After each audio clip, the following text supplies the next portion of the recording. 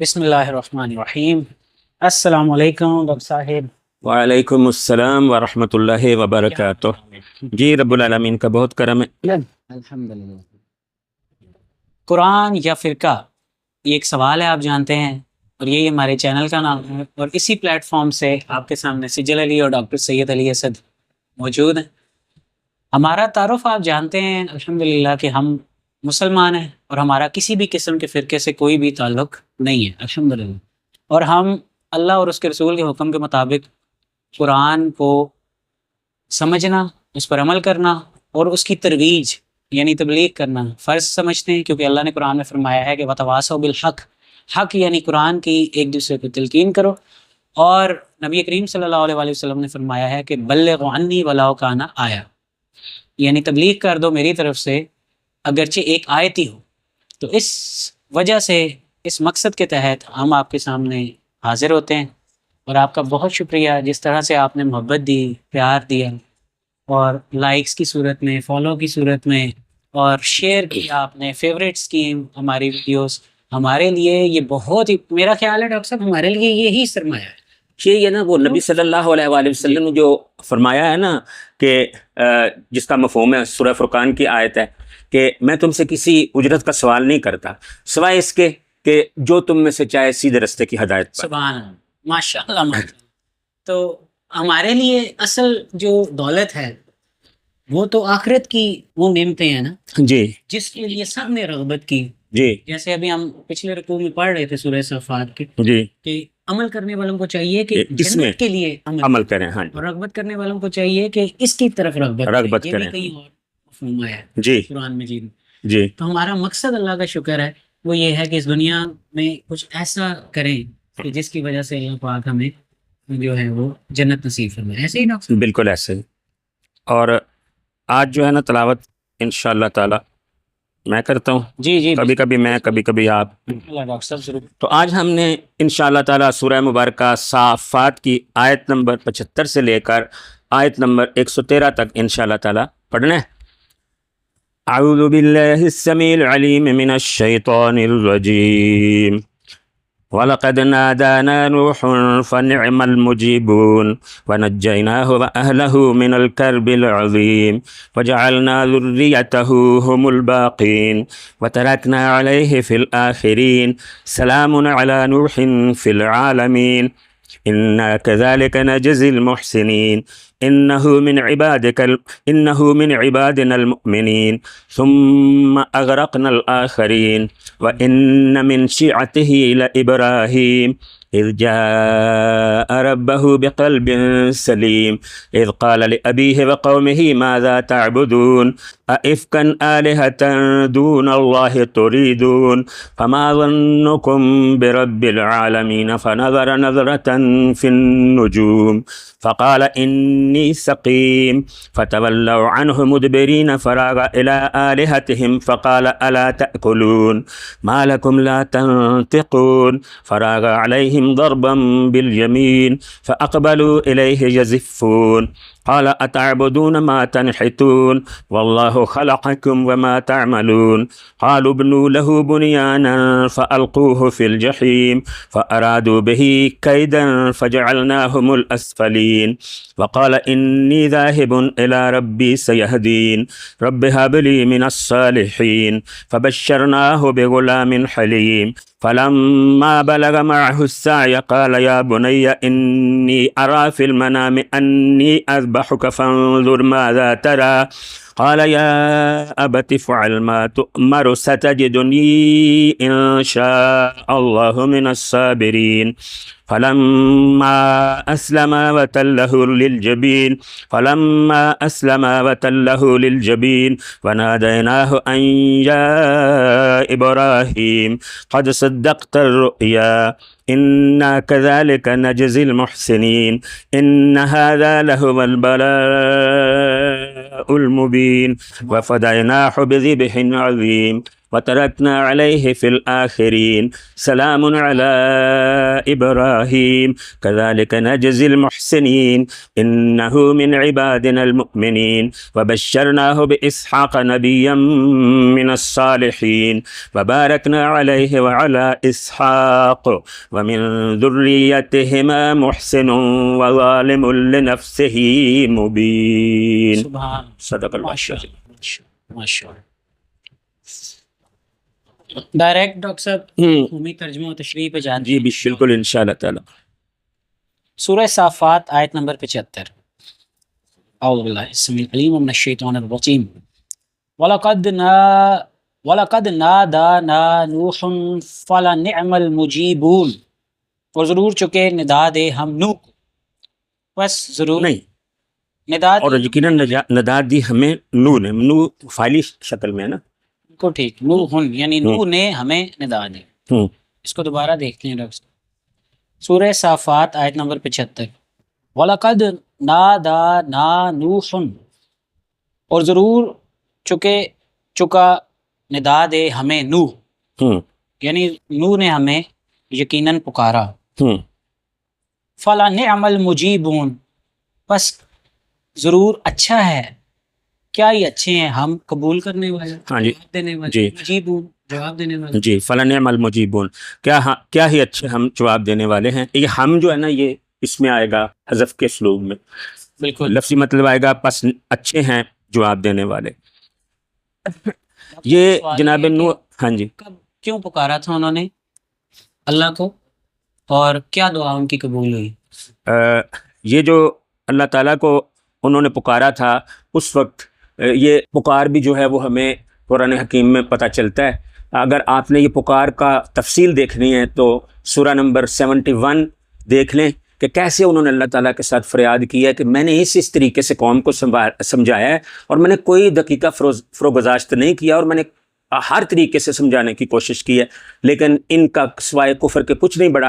اور آخر میں پھر اللہ تعالیٰ نوح علیہ السلام عرض کر رہے ہیں اللہ تعالیٰ کو کہ زمین پر بسنے والے کافروں میں سے کسی ایک کو بھی گھر میں بستا نہ چھوڑ، یہ اگر زندہ رہیں گے تو یہ فاجروں اور کافروں کو ہی جنم دیں گے. اور یہ اس وقت کی کہ جب دوسری جگہ ہمیں پتہ چلتا ہے سورہ ہود سے کہ وہاں پہ جناب نوح علیہ السلام کو اللہ تعالیٰ نے فرمایا کہ نوح اب تیری قوم کے جو لوگ ایمان لانے تھے وہ لا چکے، اب تو کشتی بنا، اور جیسا ہم کہیں ہماری نگرانی میں کشتی بنا. تو پھر جناب نوح نے کشتی بنانی شروع کر دی تھی. تو یہ پکار جو تھی نا سورہ نوح والی پکار، وہ یہاں پہ بتایا جا رہا ہے. اللہ تعالیٰ فرما رہا ہے کہ نوح نے ہمیں ندا دی اور ہم اچھے جواب دینے والے. یعنی اس کا مطلب یہ ہے کہ جب حضرت نوح علیہ السلام نے اللہ پاک سے یہ فرمایا کہ ان لوگوں نے مجھے جھٹلا دیا، میں نے اپنی بھرپور کوشش کی، پھر اللہ نے بھی، کیونکہ اللہ ہر سب سے زیادہ جاننے والا جی جانتا ہے نا، بے شک کے دلوں کے حال جان گیا تھا نوح علیہ السلام کی قوم کے، اور اللہ نے فرما دیا کہ اب یہ ایمان نہ لائیں گے. جی پھر ان کو حکم دے دیا کہ آپ کشتی بنا لیں اور اپنے ساتھ سوار کر لیں، سوار کر جو اللہ پر ایمان رکھتا ہے اس سے. جی بالکل. تو یہ وہ دعا تھی آپ یہ عرض کر رہے ہیں. جی اللہ نے پھر اس کو قبول بھی فرما لی. قبول بھی فرما. دعا کی تھی کہ مجھے اور میرے اہل کو بچا لے. ایسا ہی ہے نا، ایسے ہی جی. یہ دعا حصہ تھا نا دعا کا، ہاں مجھے اور میرے اہل. وہ آخری آیت جو سورہ مبارکہ نوح کی ہے نا، اس میں ہے کہ رحمت فرما اس پر جو میرے گھر میں ایمان کی حالت میں داخل ہوا. ٹھیک ہو، تو سب کے لیے دعا آ گئی. بہت زبردست، بہت زبردست. آگے ڈاکٹر صاحب سورہ صافات کی آیت نمبر 76 میں وہ ذکر بھی ہے کہ اللہ نے کیا دعا قبول فرمائی. اس آیت میں سوال یہ پیدا ہوا تھا کہ نوح علیہ السلام پکارا، ہمیں پکارا، ہاں جی، اور ہم نے کیا ہی خوبصورت قبول فرمایا. تو سوال جب پیدا ہوتا ہے تو میں نے ایک دفعہ عرض کی تھی نا کہ قرآن مجید سیلف ایکسپلینیٹری ہے. جی بالکل ایسے سے ہی سمجھاتا ہے. تو آگے وہ اس کا جواب بھی آ گیا کہ وَنَجَّيْنَاهُ، اور نجات دی ہم نے اسے، وَأَهْلَهُ، اور اس کے اہل کو، مِنَ الْكَرْبِ الْعَظِيمِ، بہت عظیم کرب سے، بہت بڑے کرب سے. یعنی نوح علیہ السلام کو اور ان کے اہل کو بہت بڑے کرب سے نجات دی. وہ کرب جو تھا وہ ایک تو جھٹلائے جانے کا تھا، دوسرا عذاب سے تکلیفیں پہنچاتے تھے. وہ نوح علیہ السلام کو بہت تکلیفیں پہنچاتے تھے. قوم کے لیے سورہ مبارکہ قمر جب ہم پڑھیں گے نا انشاءاللہ، اس میں یہ واقعہ آئے گا کہ نوح علیہ السلام کو انہوں نے ڈانٹا اور نوح علیہ السلام کو بری طرح انہوں نے جو ہے وہ برا سلوک کیا ان سے. صحیح ہو گیا. تو جی اس آیت مبارکہ میں اللہ پاک فرما رہا ہے کہ یہ وہ دعا تھی جو اللہ نے قبول فرمائی، جی جس کا پچھلی آیت میں ذکر ہے، جی. جن نوح علیہ السلام نے ان کو اور یہ کرب تھوڑا تھا کہ نوح علیہ الصلوۃ والسلام 950 سال سے تبلیغ فرما رہے تھے، لیکن اسلامی روایاتوں کے مطابق جو ہے 23 آدمی مان لائے تھے، اور بائبل کے مطابق صرف 7 آدمی مان لائے تھے. ہاں سبحان اللہ. تو یہ کرب نہیں تھا. اور اللہ نے فرمایا نا کہ قرآن میں کہ ان کے ساتھ چھوٹی سی جماعت ہی تو تھی، چھوٹی سی جماعت تھی. سورہ صافات آیت نمبر 77.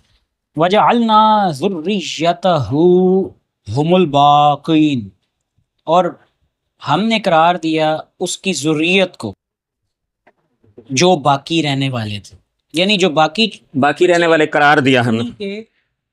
انہی کی اولاد تھی یا انہی کی جماعت تھی چھوٹی سی ذریت. یہاں پہ میں نے جب یہ آیت پڑھی نا تو میرے دل میں ایک دم سے وہ آیت آ گئی جو 3 نمبر آیت ہے بنی اسرائیل کی، جس میں اللہ تعالیٰ فرما رہا ہے کہ ہم نے جو ہے اس کی تم ان کی ذریعے، ہمیں کہہ رہا ہے اللہ تعالیٰ، تم ان لوگوں کی اولاد ہو جنہیں ہم نے نوح کے ساتھ کشتی میں اٹھایا تھا، سوار کیا تھا. تو نوح علیہ السلام کے ساتھ صرف گھر والے نہیں تھے، وہ مومن بھی تھے، وہ 7 ہوں یا 23 ہوں، اس سے کوئی فرق نہیں پڑتا، اینی ہو کتنے بھی ہوں، تو وہ بھی تھے ساتھ. تو بعد میں ان کی بھی نسل چلی، اور یہ جناب نوح علیہ الصلوۃ والسلام کی بھی اولاد جو تھی ان کی نسل بھی چلی. تو یہ پھر اس طرح سے ان دونوں آیتوں کے درمیان جو ہے نا کنٹراڈکشن پیدا ہو جاتی تھی. تو میں بڑا پریشان ہوا کہ میں کیا کروں. میں نے پھر ذریت کے لفظ کو پکڑا اور میں نے معجم کھولی، اور جو کہ اکثر میں کھولتا ہوں معجم المفارس، وہ کھولی اور میں نے پوچھا ذریت کس کس آیت میں لفظ آیا. تو وہ آیت مجھے مطلوبہ آیت جو ہے سورہ مبارکہ یونس کی آیت نمبر 83 مل گئی، کہ جس میں یہ کہا گیا تھا کہ فرعون، اس کا مفہوم یہ ہے کہ فرعون اور اس کے درباری سرداروں کے ڈر سے موسیٰ پر ایک چھوٹی سی ذریت، یعنی چھوٹی سی ٹکڑی لوگوں کی جو ہے وہ ایمان لے، وہاں پہ اولاد موسیٰ مراد نہیں تھی. تو اس کا اطلاق چھوٹے سے بھی ہوتا ہے، چھوٹے سے پر بھی ہوتا ہے. تو یہاں مراد ہے کہ اور ہم نے اسی تھوڑے سے لوگوں کو باقی رہنے والے قرار دیا، یعنی 19 لوگوں کی اولاد آگے چلی. دوسرا یہ بھی ڈاکٹر صاحب، حضرت ابراہیم علیہ السلام فرماتے ہیں کہ جس نے میری پیروی کی تو وہ میرے اہل میں سے. جی بالکل، بہت اچھا. سورہ ابراہیم میں یہ آیت مبارکہ موجود ہے، فمن تابعنی فانہ منی. اور سورہ ہود میں جناب نوح علیہ السلام کو فرمایا جا رہا ہے کہ نوح وہ تیرا بیٹا تیرے اہل میں سے نہیں ہے، اس لیے کہ وہ مجسم برائی. کیا بات. یعنی آل وہ ہوتی ہے جو دینی اتباع کرے. ہاں اتباع کرے. قرآن میں فرمایا ہے کہ اصل میں مومن ہی بھائی ہیں، بھائی. ہاں ایک ہی رشتہ ہے. آل ہونے کے لیے ضروری ہے کہ آپ اللہ کی راہ پر، یہ بیسٹ ریفرنس ہے، انما المؤمنون اخوہ. جی. اور یہاں پہ یہ بھی پتہ چلتا ہے کہ ذریت بھی جیسے کسی کے ساتھ تعلق ہوتا ہے نا، اولاد کو بھی ذریت کہتے ہیں، تو تعلق کی وجہ سے دینی تعلق مراد ہے کہ جو ان پر ایمان لایا اور اللہ پر ایمان لایا، رسول پر اور اللہ پر، وہی ان کی ذریت. جی ماشاءاللہ. سورہ صافات آیت نمبر 78. وَتَرَكْنَا عَلَيْهِ فِي الْآخِرِينَ، اور چھوڑا ہم نے اوپر اس کے بیچ دوسروں کو نہیں، بعد والوں. آخر کا مطلب دوسرا، اور آخر کا مطلب بعد، اپنا علاوہ. بالکل. آخرت کا مطلب، آخر کا مطلب آگے آ رہا ہے، وہ بھی لفظ آ رہا ہے. آخر دوسرا اور آخر بعد والا. ہاں ٹھیک ہو گیا. تو اس کا کیا مطلب ہے کہ اس پر ہم نے ترک کیا بعد والوں میں جو ہے نوح علیہ الصلوۃ والسلام کی شریعت قدسیہ پر بعد میں کچھ عرصہ جو ہے لوگ جو ہے اس پر عمل کرتے رہے، اور بعد میں بعد والوں کو جو ہے وہ کچھ عرصہ تک نوح علیہ الصلوۃ والسلام کی تعلیمات کے مطابق جو ہے وہ مکلف بنایا گیا، اور نوح علیہ السلام پر جو کتاب نازل ہوئی تھی اس کا مکلف بنایا گیا. تو یہ وہ بات کی جا رہی ہے. سوال یہ ہے کہ یہ وَتَرَكْنَا عَلَيْهِ، یہ ہے کی ضمیر کہاں جا رہی ہے؟ علیہ، اس پر. ہے کی ضمیر نوح علیہ السلام کی طرف؟ جی نوح علیہ السلام کی طرف جا رہی ہے کہ اس پر ہم نے چھوڑا. اس کی راہ پر مراد ہے. ہے کی ضمیر ضروری نہیں ہوتا کہ ضمیر کے پیچھے مرجع ہو. ایسے ہمیں بہت ساری مثالیں قرآن پاک میں ملتی ہیں، مثلا سورہ نجم میں ہمیں ملتی ہیں، تو ادھر پیچھے اللہ تعالیٰ کا ذکر نہیں ہے، اور اللہ تعالیٰ فرما رہا ہے پس اس نے اس کے بندے کو وحی کی جو اس نے، یعنی اللہ نے وحی فرمائی تھی.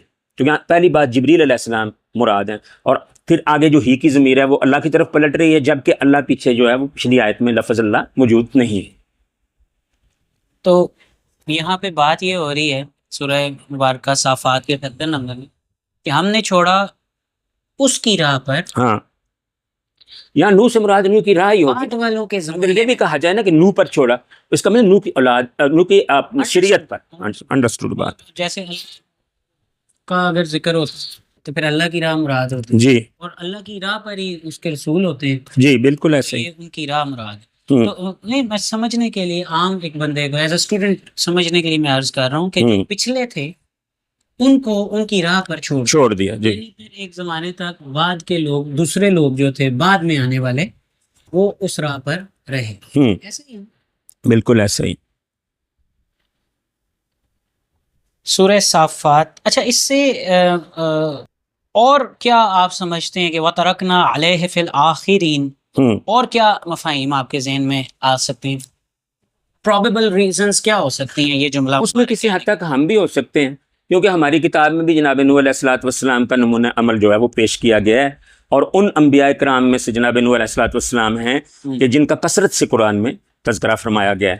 تو وہ جو انبیاء ما سلف ہیں، یہ انڈرسٹوڈ ہے کہ ان کی سیرت جو ہے ہمارے لیے وہ بھی ایک نمونہ عمل ہے. اس لیے جو نا ہم بھی اس سے جزوی طور پر مراد ہو سکتے ہیں.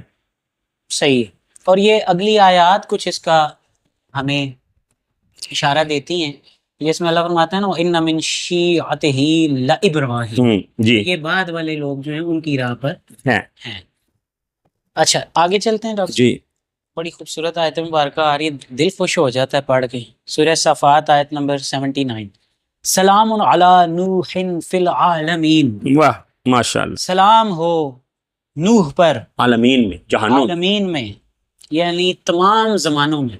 عالمین کا لفظ عالمین کا دنیایں بھی ہیں. ہاں میں نے جو غور کیا ہے نا، وہ ایک حضرت لوط علیہ السلام کے حوالے سے اللہ فرماتا ہے کہ ان کی جو قوم تھی وہ ایسی فحاشی کے ساتھ آئے تھے، عالمین میں کوئی نہیں آیا. ایسی فحاشی انہوں نے ارتکاب کی تھی اس سے پہلے زمانوں میں کسی نے نہیں کی. جہانوں میں ادھر لفظ موجود ہے تو اس سے عالمین جو کیا ہوتا ہے قریہ زمانے ہوتے ہیں، وہ قرن ہوتا ہے، قرن یعنی زمانے، قرن زمانہ، یعنی زمانوں میں یہ مراد ہے کہ تمام زمانوں میں. اب آپ دیکھیے نا، قرآن تو سارے زمانوں کے لیے، تو سارے سلام ہے. پہلے بھی تھا، اب سلام نوح پر ہو رہے ہیں. ہم کہہ رہے ہیں اللہ نمازوں میں بھی پڑھ رہے ہیں. یہ جب اللہ پاک ہمیں حکم دیتا ہے کہ قرآن سیکھو پڑھو، تو جب ہم کہتے ہیں تو سلامتی پہنچ رہی ہے. کیوں ڈاکٹر صاحب؟ یہ قرآن پاک کا آپ یہ سمجھے کہ ایک انتہائی بڑا اعزاز ہے جو چند افراد کے ساتھ مختص ہے. کیا بات، جناب نوح علیہ السلام کے ساتھ ہے نام لے کے، اور سلام علی نوح فی العالمین، اور ساتھ ہے اس کے علاوہ جناب ابراہیم علیہ الصلوۃ والسلام پر ہے سلام علی ابراہیم، وہ بھی آج انشاءاللہ پڑھیں گے آیت. اور اس کے علاوہ ہے سلام علی الیاسین، حضرت الیاس علیہ السلام پر سلام ہے. اور اس کے علاوہ ہے سلام علی موسیٰ و ہارون، سلام ہو موسیٰ اور ہارون پر. اور پھر جنرل بھی ایک ہے کہ سلام علی المرسلین، تمام رسولوں پر جو ہے وہ سلام ہو. سبحان اللہ. ڈاکٹر صاحب سوال ہے میرا، جی اللہ پاک نے نام لے کے سلامتی بھیجی ہے جن چنے گئے لوگوں پہ جن کو مرسلین کہا گیا ہے، ہاں جی بھیجے گئے انبیاء ہیں تمام، کچھ کا نام لے کے بھی کہا ہے، ہاں آپ نے عرض کیا. جی تو کیا غیر نبی ان کے برابر ہو سکتا ہے؟ کبھی بھی نہیں ہو سکتی. کیا دلیل دیں گے؟ نبی کو اللہ تعالیٰ قرآن تو اس پر شاہد ہے. ہاں جی، تو قرآن سے ہی دلیل دینی چاہیے. جی نبی کو اللہ تعالیٰ چنتا ہے، استفاء فرماتا ہے نبی کو. اور جسے استفاء کرتا ہے نا اللہ تعالیٰ، وہ ظاہر ہے کہ اپنے علم کے تحت استفاء فرماتا ہے، تو اس کا مرتبہ جو ہے وہ ظاہر ہے کہ دوسرے لوگوں سے زیادہ ہوگا. اور پھر میں اعزاز میں یہ بات بھی سمجھتا ہوں کہ کسی کا نام اگر قرآن پاک میں اچھائی کے ساتھ آ گیا ہے تو یہ اس کا ایسا بڑا اعزاز ہے کہ دوسرے لوگ اس کے برابر نہیں ہو سکتے جن کا کہ نام اس طرح سے قرآن پاک نے نہیں لیا اور ان کو اہمیت دی. جیسے مریم سلام اللہ علیہا اگرچہ عورت تھی، نبی نہیں تھی، لیکن اللہ تعالیٰ نے 34 مرتبہ قرآن میں آپ کا اسم گرامی لیا ہے. اور سورہ مریم ایک پوری سورت بھی ہے، 19 نمبر سورت. تو ان کو بھی سورہ آل عمران میں اللہ تعالیٰ فرما رہا ہے کہ تجھے چن لیا، اللہ نے تجھے چن لیا جہانوں کی عورتوں پر. یعنی کہ اعزازی طور پہ اللہ پاک نے ان پر جو نعمت فرمائی کہ ان کے رحم میں اللہ پاک نے عیسیٰ علیہ السلام کو پیدا فرما دی. ایسے ہی ہے نا؟ کن کہہ یہ جو چنا ہے عالمین کی عورتوں پر، ان کو ان کو چنا، احساس دیا اللہ نے، اپنے امتحان کے لیے چن لی. کمال بات ہے ڈاکٹر صاحب. تو پھر بھی ایسی میں نے آپ سے ایسی کوئی خاتون ہونی چاہیے تھی نا کہ جو انتہائی پاک دامن ہوتی بے شک. کہ جس کے بارے میں غلط سوچ بات ہی کا نہیں. سوچ بھی نہیں کوئی سکتا تھا. تو اسی لیے کہا گیا کہ مریم پر وہ بہتان تھا، یعنی ایسی بات تھی کہ حیران کر دینے والی تھی. مریم پر بہتان لگا رہے، بہتان کا مطلب وہ بات جو مبہوت کر دے. ڈاکٹر صاحب ہم مختلف فرقوں کی آپ جانتے ہیں شخصیات ہیں اور ان کے مختلف عقائد ہیں. ان میں یہ ایک عقیدہ رائج ہے کہ ایک ہستی یا کچھ لوگ کئی ہستیوں کو یا کچھ لوگ ایون کے علماء کو بھی بنی اسرائیل کے نبیوں سے افضل کرا. سے افضل قرار دیتے ہیں. تو کچھ لوگ اسی طرح مختلف فرقوں کی مختلف باتیں ہیں، تو ہم ان کو سمرائز کرنے کے لیے نام لیے بغیر بڑی معذرت کے ساتھ مجھے ہاں جی. کائنڈلی پورا کرنے ہاں. عام کو آپ تو سمجھ جاتے ہیں ماشاءاللہ سوال، لیکن عوام نہیں سمجھتے. تو ان شخصیات کو جو غیر نبی ہیں، جن کا قرآن میں نام بھی نہیں، ان کو ان انبیاء سے اوپر قرار دینا کہ جنہیں اللہ نے چنا تھا. اللہ فرماتا ہے سلام علی المرسلین، علی المرسلین، یعنی ان رسولوں پر سلام ہو. کیا وہ ان سے افضل ہو سکتے ہیں؟ قرآن سے دلیل دیں کہ یہ ایسا نہیں ہو سکتا. ظاہر ہے کہ ایسا نہیں ہو سکتا. جنہیں قرآن نے ایک نام لے کر اعزاز دیا ہے، صحیح ہے. ایسے افراد کے بارے میں کہنا کہ یہ اعزاز ان کو ملا ہے، ان کو ملا ہے، اس کا کوئی ہمارے پاس سالڈ جو ہے وہ ثبوت نہیں ہے، نہیں. میں اور اس کو دین کا حصہ نہیں بنایا جا سکتا. میں ڈاکٹر صاحب یہ سمجھاؤں کہ جب رب العالمین کی طرف سے، اللہ پاک کی طرف سے سند اور مہر لگ گئی کچھ افراد پر جن کا نام لے کر اللہ نے ان پر سلامتی کی، اور اللہ نے اس بات کی گواہی دی کہ انہوں نے کبھی خیانت نہیں کی تھی. وہ ایک ایسے شخص، چاہے اس کی ہستی یا اس کی شخصیت بہت ہی بلند کیوں نہ ہو، یا جو باقی علماء کا کہتے ہیں کہ وہ ان سے بہتر ہیں، استغفر اللہ، نعوذ باللہ، جن کا اللہ نے نام نہیں لیا، جو دین میں کوئی کفر و ایمان کا معیار نہیں قرار دیے جا سکتے، جن پر ایمان لانا لازمی نہیں ہے، ان کو ان کے برابر کرنا یہ بے عدلی ہے. کیونکہ ایک طرف فرقہ پرست مولویوں کے فتوے ہیں کہ وہ بلند ہیں، اور دوسری طرف اللہ کی سند موجود ہے کہ یہ وہ لوگ ہیں جنہیں اللہ نے چنا ہے اور ان پر سلامتی ان پر کی. ڈاکٹر صاحب جی، تو وہ ان سے افضل تو نہیں ہو سکتا. نہیں ہو سکتا. اور اس میں ایک بات میں معذرت کے ساتھ عرض کروں کہ مجھے پورے قرآن پاک، پورے قرآن شریف میں مجھے ایک آیت بھی سورہ فاتحہ کی پہلی بے سے لے کے اور سورہ ناس کی آخری سین تک مجھے ایسی آیت نہیں ملی کہ جس میں علماء کو فالو کرنے کا ہمیں کہا گیا ہو اور علماء کی بہت بڑی شان بتائی گئی ہو. یہ علماء جو ہے نا، معذرت کے ساتھ پھر کہوں گا کہ انہوں نے جو ہے نا وہ قرآن کے مقابلے میں اپنا جو ہے نا نمایاں کرنے کے لیے، قرآن کے خلاف فتوے دینے کے لیے ایسی باتیں جو ہے نا کی ہیں کہ جس سے پتہ چلتا ہے کہ جو علماء کا بڑا جو ہے وہ مقام ہے. تو قرآن پاک اس بات سے خاموش ہے. ڈاکٹر صاحب سوال پھر لوگ یہ کرتے ہیں، عام لوگ جن کا قرآن سے اتنا تعلق نہیں ہے، کہ اپنی کمزوری ہے نا کہ ان کا قرآن سے تعلق نہیں، وہ کہتے ہیں اگر علماء کو فالو نہیں کریں گے تو کس کو فالو کریں گے؟ یہ اس میں وہ مثال دیتے ہیں کہ جیسے ڈاکٹر کے پاس آپ دوائی لینے جاتے ہیں، جیسے انجینئر کے پاس آپ مکان کو نقشہ بنوانے جاتے ہیں، جیسے آپ مکینک کے پاس اپنی گاڑی ٹھیک کرانے جاتے ہیں. ہر بندہ تو مکینک نہیں ہوتا، ہر بندہ ڈاکٹر نہیں ہوتا، اور ہر بندہ انجینئر بھی نہیں ہوتا.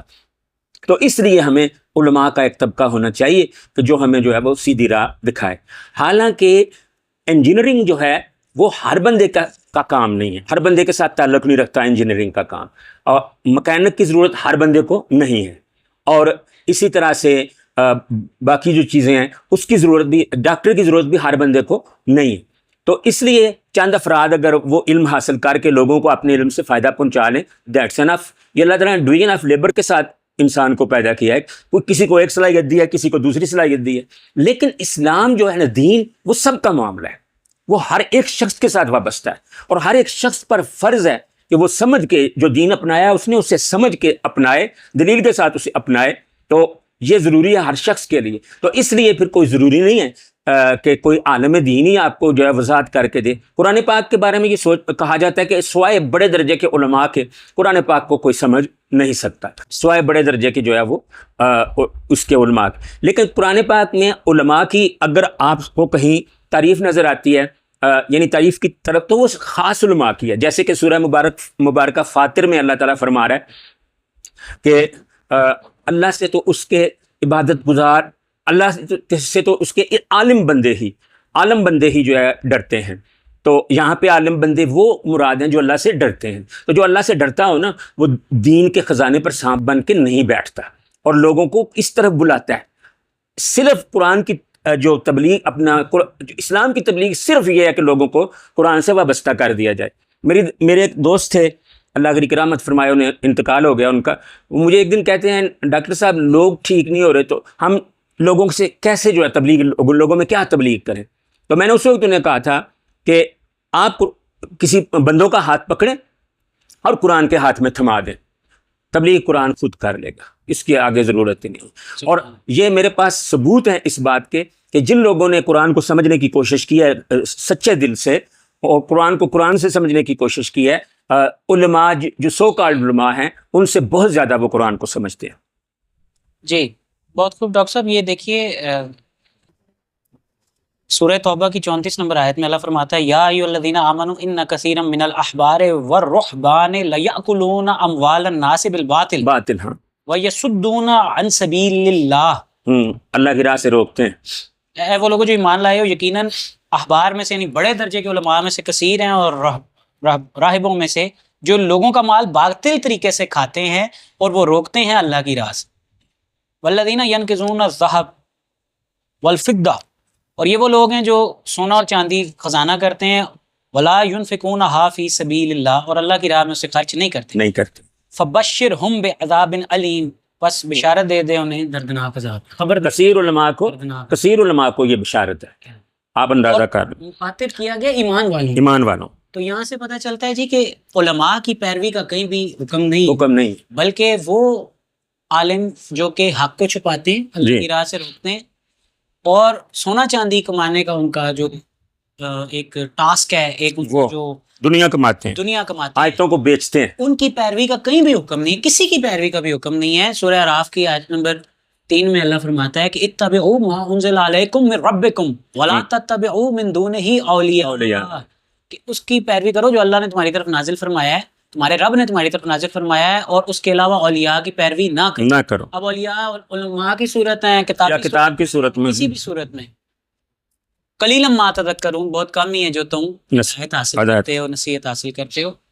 تو بات سمپل سی ہے, ہم یہاں بیٹھے ہوئے ہیں تو ہم کوئی استغفر اللہ آپ کو ہم اپنی پیروی کروانے کے لیے نہیں, بالکل نہیں. ہم یہ کہتے ہیں کہ آپ ہماری پیروی کریں یا کسی کی بھی پیروی کریں, قرآن کی پیروی کریں, کیونکہ اللہ نے سورہ اعراف کی 3 نمبر آیت میں قرآن کی پیروی کا حکم دیا, اور باقی اچھے برے کا وہاں لفظ ہی نہیں ہے, تمام اولیاء کا لفظ ہے کہ کوئی بھی سرپرست ہیں, جو کوئی بھی ہیں, کتابی صورت میں شخصیات ہیں, کچھ اور وہاں ایسے لوگ ہی مراد ہو سکتے ہیں نا جو قرآن سے دور کریں, آپ جو قرآن کی طرف لائیں, وہ تو جو ہے وہ ایسے علماء ایسے اولیاء نہیں ہو سکتے نا کہ جو برے ہوں. تو اپنی طرف دعوت نہیں دینی, قرآن کی طرف دعوت دینی. اور کوئی شخص بھی یہ 100% نہیں کہہ سکتا کہ میرے اندر کوئی بھی کسی قسم کی بھی غلطی نہیں ہے, یا میں ایک بات غلط نہیں کر سکتا.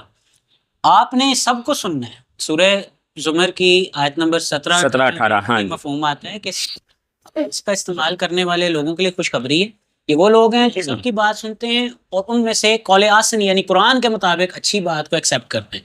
تو ہمیں سنیں, سب کو سنیں, اس کے بعد دیکھیں کہ قرآن کے مطابق کون بات کر رہا ہے, پھر اس کی پیروی کریں. اگر علماء فرقہ بنانے کا آپ کو کہیں گے تو آپ کہیں گے کہ علماء ہے تو اس لیے ہم ان کے پیچھے نہیں چھوڑتے. ایسے لوگ تو نہ خود کو بچا سکیں گے نہ آپ کو بچا سکیں. اور ان لوگوں نے دین کو مشکل بنایا ہے, قرآن کے علی الرغم قرآن کے مخالف دین کو مشکل بنایا ہے تاکہ اس پر اجارہ داری قائم کی جا سکے. آگے چلتے ہیں ڈاکٹر جی. سورہ صافات آیت نمبر 80, انا کذالک نجزی المحسنین, یقیناً ہم ہیں کہ اسی طرح سے ہم نیک لوگوں کو جزا دیتے ہیں, یعنی ان کو اچھا بدلہ دیتے ہیں. یہاں پہ بات ہو رہی ہے حضرت نوح علیہ الصلوۃ والسلام کی اور ان کی قوم میں ان افراد کی جو اللہ پر اور علیہ السلام پر ایمان لا کے نیک عمل کیے تھے انہوں نے, اور اللہ کے حکم کے مطابق کشتی میں سوار ہو گئے تھے, اور جن کی اولاد میں سے ہم لوگ بھی ہیں. ان لوگوں کو اللہ فرماتا ہے کہ اس طرح سے ہم ان کو نجات دیتے ہیں اور جزا دیتے ہیں نیک لوگوں. اب یہاں پہ ڈاکٹر صاحب امپورٹنٹ بات یہ ہے, اللہ کا فیصلہ ہے کہ ہم نیک لوگوں کو اس طرح سے جزا دیں. جی بالکل ایسے ہی. نوح علیہ السلام کا اپنا بیٹا نیک نہ اس نے ایمان نہ لایا, نجات نہیں پائی, اس نے نجات نہیں پائی. تو ہمیں بھی سوچنا چاہیے نا کہ ہمیں اگر پیغمبر کا بیٹا ڈائریکٹ پیغمبر کی گود میں پلنے والا, اولو العزم پیغمبر کی گود میں پلنے والا, جن کے بارے میں آ رہا ہے کہ سلام علی نوح فی العالمین, سلامتی عظیم اعزاز. عظیم اعزاز. تو وہ اگر پیغمبر اپنے بیٹے کو نہیں بچا سکتا اللہ کے عدل سے تو پھر باقی لوگ یہ کیا سوچ رہے ہیں؟ کیا سوچ رہے تو جو ہم تو اولاد بھی نہیں ہیں انبیاء کی، ہم تو بچا لیں گے. وہ تو اپنی ان کا تو عدل اتنا ہے، وہ اللہ کے اتنے فرما بردار ہیں کہ وہ تو اللہ کے حکم کے سامنے نہیں بولتے، جی اپنے اولاد کی بھی سفارش نہیں کرتے. سفارش نہیں کرتے کریں گے اگر ہم کبھی بھی نہیں. اللہ تو کہہ رہے ہیں ہم نیک لوگوں کو ہی جزا دیتے ہیں. جی. کیوں؟ سورہ صافات آیت نمبر 81. انہو من عبادنا المؤمنین، یقیناً وہ یعنی نو ہاں جی ہمارے بندوں، ہمارے مومن بندوں میں سے تھا. مومن کا کتنا بڑا مقام ہے یہاں پہ کہ مومن کون ہے. سورہ اعراف اپنا سورہ انفال میں اللہ تعالیٰ فرما رہا ہے کہ انما المؤمنون، بے شک مومن تو وہی ہیں، اللہ زینہ کہ وہ ہیں کہ جو اذا ذکر اللہ ہو، جب اللہ کا ذکر کیا جائے، جب اللہ کا ذکر کیا جائے تو ان کے دل سہم جائیں، اور جب ان کے سامنے اللہ کی آیتیں پڑھی جائیں تو وہ آیتیں ان کے ایمان کو بڑھا دیں، انہیں ایماناً بڑھا دیں، اور وہ نماز پڑھتے ہیں اور اللہ کی راہ میں جو ہے وہ خرچ کرتے ہیں. اور انہی کے بارے میں آخر میں فرمایا جا رہا ہے اولئک ھم المؤمنون حقا، یہی ہیں کہ جو سچ مچ مومن ہیں، جو سچے مومن ہیں اور حق برحق مومن ہیں، انہی کو کہا جا سکتا ہے مومن، دوسروں کو مومن نہیں کہا. کیونکہ دیکھیے نا، اللہ فرماتا ہے نا ایک آیت مبارکہ میں، یا ایھا الذین آمنوا آمنو، اے ایمان والو ایمان لاؤ، دعوی ایمان ایمان لاؤ، ایمان لاؤ، اس کو سچا کرو. جی آگے آپ نے جو کیا خوبصورت آیات بیان کر دی کہ سچے مومن وہ ہیں جو یہ کچھ کرتے ہیں. جی ایسے مومن تھے نوح علیہ السلام بھی، ہے نا. جی بالکل ایسے ہی. سورہ صفات آیت نمبر 82. ثم اغرقنا الآخرین، پھر غرق کیا ہم نے دوسروں کو. یعنی ان کے علاوہ نو اور جو لوگ نو کے ساتھ ایمان لائے تھے ان کے علاوہ سب کو غرق کر دیا. اور یہ جو بزرگ کہانیاں سناتے ہیں کہ ایک بزرگ عورت تھی، اس کو پتہ ہی نہیں چلا تھا کہ کشتی پہ نوح علیہ السلام بلا رہے ہیں، تو وہ جو ہے بعد میں آئی پوچھنے کہ طوفان ابھی تک نہیں آیا. تو نوح علیہ السلام جو ہے نا انہوں نے کہا او ہو یہ تو آ کے گزر گیا طوفان. اس نے کہا مجھے تو پتہ ہی نہیں چلا. تو ایسے بچا لیا اس عورت کو. تو نوح علیہ السلام کو اللہ نے اس طرح نہیں بچایا، اور انہوں نے کہا کشتی بناؤ، کشتی بناؤ ہماری نگرانی کے طور. جب بچانا چاہتا تو نوح علیہ السلام کو نہیں بچا سکتا تھا. اور یہ جو آیت بتا رہی ہے، یہ روایتیں مشہور کر دی، مشہور کر دیتے ہیں اپنے فرقے کے لیے، اپنے جو ہستیاں ہیں ان کی نمائش کے لیے، ان کی نمائش کے لیے، ان کا قد کاٹ بڑھانے کے لیے. تو اور پھر اللہ تعالیٰ یہاں فرما رہا ہے باقیوں کو جو ہے نا سب غرق کر، اس کے علاوہ سب کو غرق کر دے. بے شک. یہ دیکھیں نا، یہ قرآن کی آیت مبارکہ صافات کی 82 نمبر اس بات کی گواہی دے رہی ہے ثم اغرقنا الآخرین، یعنی کہ جو کشتی میں سوار ہوئے تھے ان کے علاوہ اللہ نے ان کو تو نجات دے دی کشتی میں. ایک جگہ یہ بھی، ایک جگہ یہ الفاظ بھی آتے ہیں جو ہے نا وہ کہ اس کے ان کے سوا کوئی بھی باقی نہ چھوڑا، ان کے سوا جو ہے نا جو ان کے ساتھ تھے کشتی والوں کے علاوہ باقی کسی کو بھی نہیں چھوڑا. کیا بات، کیا بات، ماشاءاللہ. سورہ صافات آیت نمبر 83 ہے، سوری، سورہ صافات آیت نمبر 83. وَإِنَّ مِن شِيعَتِهِ لَإِبْرَاهِيمَ، اور یقیناً اس کے شیعہ یعنی پیروکار جی مراد، جی جی اس کے پیروکاروں میں سے، اس کے طریقے پر چلنے والوں میں سے ضرور ابراہیم بھی تھا. یہ بات ہو رہی ہے حضرت نوح علیہ السلام کی کہ ان کے طریقے پر چلنے والوں میں سے ابراہیم علیہ السلام بھی تھے. جی. تو یہاں پہ ڈاکٹر صاحب یہ اس آیت مبارکہ کو جو ہے جواز بنا کے کچھ لوگ کہتے ہیں کہ یہ جو ایک لفظ آیا ہے یہاں پہ شیعہ ہی، تو اس سے کیا کوئی فرقہ ثابت ہو سکتا ہے اس آیت؟ قطعاً نہیں. اچھا. اگر یہاں پہ شیعہ سے فرقہ ثابت ہو سکتا ہے نا کوئی بھی اینی ہو، تو پھر وہاں کیا کریں گے کہ جب اللہ تعالیٰ یہ فرما رہا ہے کہ فرعون نے لوگوں کو متفرق کر کے شیعہ کر دیا.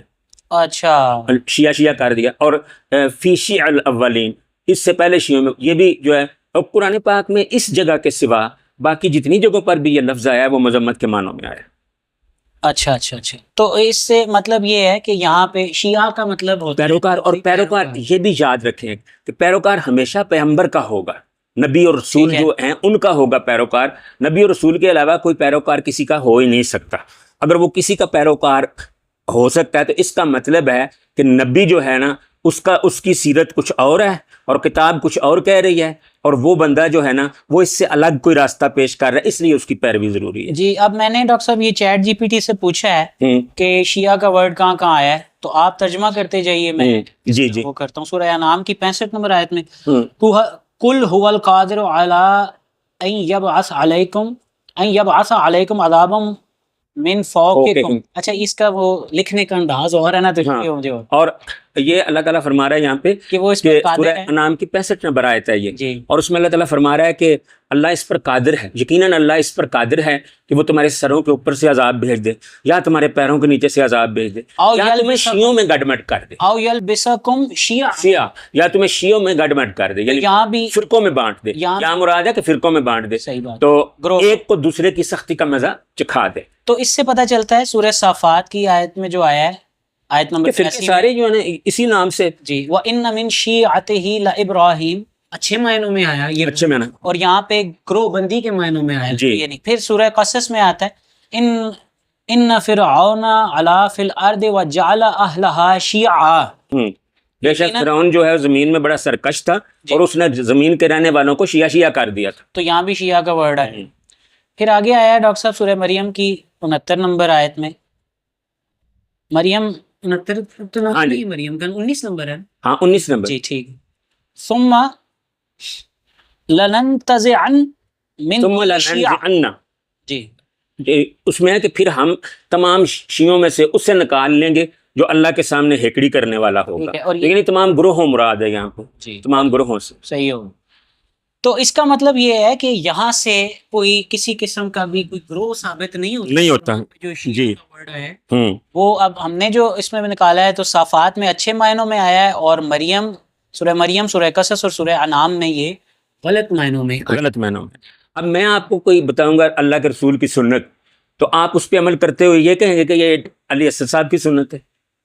میں آپ کو کوئی آیت بتاؤں گا قرآن کی، اس کو فالو کرنے کا کہوں گا، تو آپ یہ کہیں گے ہم ڈاکٹر اسد کے کو فالو کر رہے ہیں. تو نہیں کہیں گے، ڈاکٹر اسد خود فالو کر رہا ہے بے شک. قرآن کو، اور خود مکلف ہے کہ وہ رسول کو فالو کرے، تو اس کی کہاں سنت الگ ہو سکتی ہے؟ تو نبی کی ہی سنت ہو سکتی ہے، اور نبی کا ہی شیعہ بھی ہو سکتا ہے. یعنی اس میں ڈاکٹر صاحب اللہ قرآن میں ایک جگہ فرماتا ہے کہ یقیناً رسول کی اطاعت ہی اللہ کی اطاعت ہے. ہاں، جس نے اطاعت کی رسول کی اس نے اللہ کی اطاعت کی. سورہ مبارکہ نساء میں یہ جملہ ہے.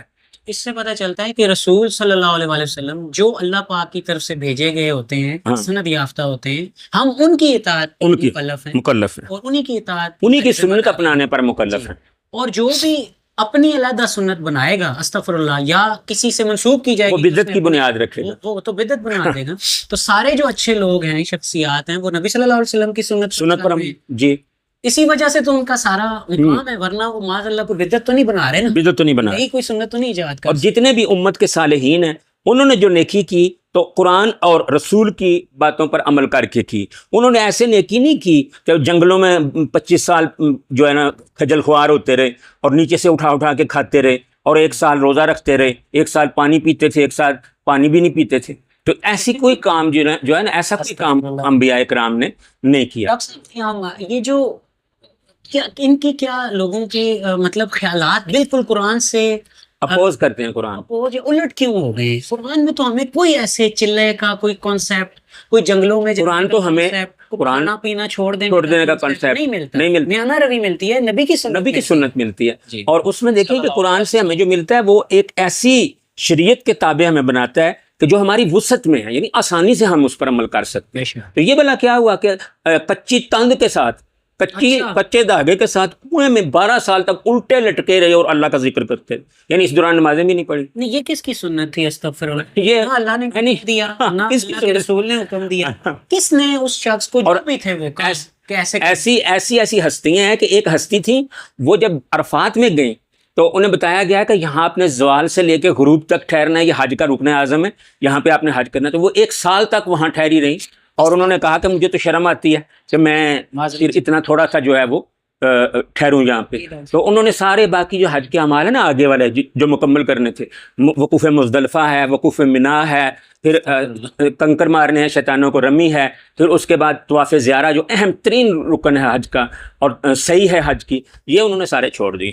یہ کس کی سنت تھی؟ نبی صلی اللہ علیہ وسلم نے تو کچھ اور سمجھایا تھا. یہ ان لوگوں نے ڈاکٹر صاحب اپنی اپنی سنتیں اور اپنے اپنے فرقے بنائے ہوئے. جی، میں آپ کے لیے پانی ڈالتا ہوں. ڈاکٹر حضرت علی کا جو ہے نا وہ ایک بڑا خوبصورت فرمان ان سے منسوب ہے، وہ کہا جاتا ہے، ان سے منسوب کیا جاتا ہے، وہ فرماتے ہیں 2 آدمیوں نے سب سے زیادہ دین کو، مفہوم سب سے زیادہ دین کو نقصان پہنچایا، ایک بے عمل عالم نے اور ایک با عمل جاہل نے۔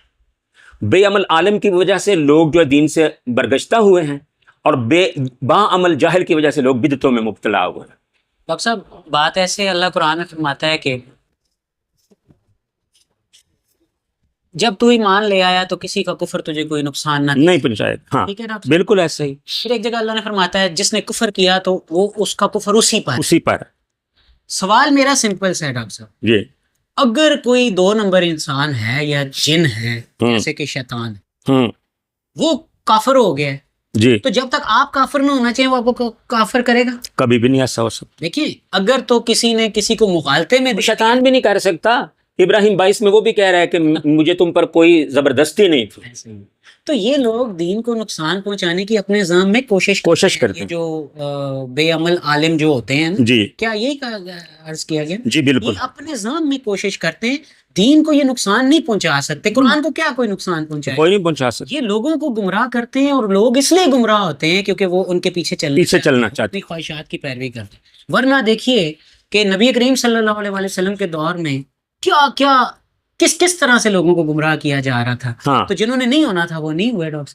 جی، یہاں تک کہا جا رہا تھا کہ پہلے دن کے پہلے حصے میں ایمان لے آؤ، اور دن کے دوسرے حصے میں جو مسلمانوں پر نازل کیا گیا اس کا انکار کر دو، تاکہ لوگ جو ہے نا رجوع کریں، واپس پلٹ آئیں، لیکن اس دوران بدزن ہو جائیں۔ اس دوران جو صحابہ تھے ہوں، انہوں نے کیا ان کی پیروی کی؟ ظاہر جس نے انہوں نے نہیں کی، نبی پھر اعلیٰ ترین مومن قرار پائے۔ بالکل ایسے۔ سورہ صافات آیت نمبر 84، اذ جاء ربہ بقلب سلیم، جب آیا وہ اپنے رب کے پاس قلب سلیم کے ساتھ۔ سلامتی والا دل یہ لے۔ بات ہو رہی ہے ابراہیم علیہ السلام کی، اللہ فرما رہا ہے کہ وہ اپنے رب کے پاس سلامتی والا دل لے کر آیا، یعنی نبی حضرت ابراہیم علیہ السلام نے اللہ پاک کے لیے اپنا دل فرما بردار کر لے، بالکل یہ مکمل فرما بردار کر لے۔ اور ٹھیک، یہ ایک حدیث میں اس کی وضاحت بھی آئی ہے کہ وہ حدیث ہے کہ قلب سلیم وہ ہے کہ جس میں اللہ تعالیٰ کے سوا کچھ نہ ہو، اللہ تعالیٰ کے سوا کوئی نہ ہو، وہ قلب سلیم۔ سبحان اللہ، بڑی خوبصورت آپ نے جو ہے وہ یہاں پہ ہمیں حدیث سے تشریح فرمائی۔ تو آگے چلتے ہیں ڈاکٹر صاحب۔ جی، سورہ صافات آیت نمبر 85، اذ قال لأبیہ وقومہ ماذا تعبدون، جب کہا اس نے اپنے ابا سے اور اپنی قوم سے، یعنی ابراہیم علیہ السلام نے جب اپنے ابا اور اپنی قوم سے کہا ماذا تعبدون، کیا ہے کہ جس کی تم عبادت کرتے ہو، کن کی تم عبادت کرتے، کن کی تم عبادت کر۔ اس میں قوم ہی کی ضمیر جو ہے وہ باپ کی طرف بھی پلٹ سکتی ہے، جناب خلیل کی طرف بھی پلٹ سکتی ہے، اور جناب خلیل اور ان کے باپ کی قوم علیحدہ علیحدہ نہیں تھی، ایک ہی قوم تھی۔ وہ ہی کی ضمیر چاہے جناب ابراہیم علیہ السلام کی طرف راجع کر دیں، اور چاہے تو ان کے باپ کی طرف کر دیں۔ ڈاکٹر صاحب یہاں پہ پچھلی آیت مبارکہ میں آیا کہ جب وہ قلب سلیم کے ساتھ آیا، جی جی، ٹھیک ہے، یعنی ابراہیم علیہ السلام قلب سلیم لے کر آئے، اللہ کے لیے انہوں نے دل کو فرمانبردار کری۔ آگے قرآن نے سمجھا دیا اس آیت نمبر 85 میں صافات کی کہ جب انہوں نے شرک کی مذمت کی، یعنی انہوں نے اپنے دل کو اللہ کے لیے ایسا فرمانبردار کیا کہ اپنے باپ اور اپنی قوم کی پیروی چھوڑ دی، ان سے کہا کہ تم کن لوگوں کی عبادت کر رہے ہو؟ ایسے ہی نا ڈاکٹر جی، ایسے ہی۔ آگے ساری توحید کی بات ہے۔ جی، افکن آلہتن، کیا افک کے طور الہوں کو دون اللہ، اللہ کے علاوہ، تریدون، تم ارادہ کرتے ہو، یعنی تم اللہ کے علاوہ باقی جھوٹ کے طور جو الہ بنائے ہیں ان کا ارادہ کرتے ہو، ان کے مرید بنتے ہیں۔ اچھا، ارادہ، مرید کا مطلب ارادہ کرنے والا، یعنی اس کی وہ ارادہ، اس کی پیروی کا ارادہ کرنے، جی۔ تو یہ اللہ کے علاوہ الہوں کی پیروی کا کہہ رہے ہیں، ڈونگ رچا رہے ہیں۔ ابراہیم علیہ السلام اپنی قوم کو کہہ رہے ہیں کہ تم کیوں ان لوگوں کے علاوہ جو تم نے الہ بنائے ہیں، کہ تم ان کا ارادہ رکھو، ان کے پیچھے چلو۔ جی، یہ مراد۔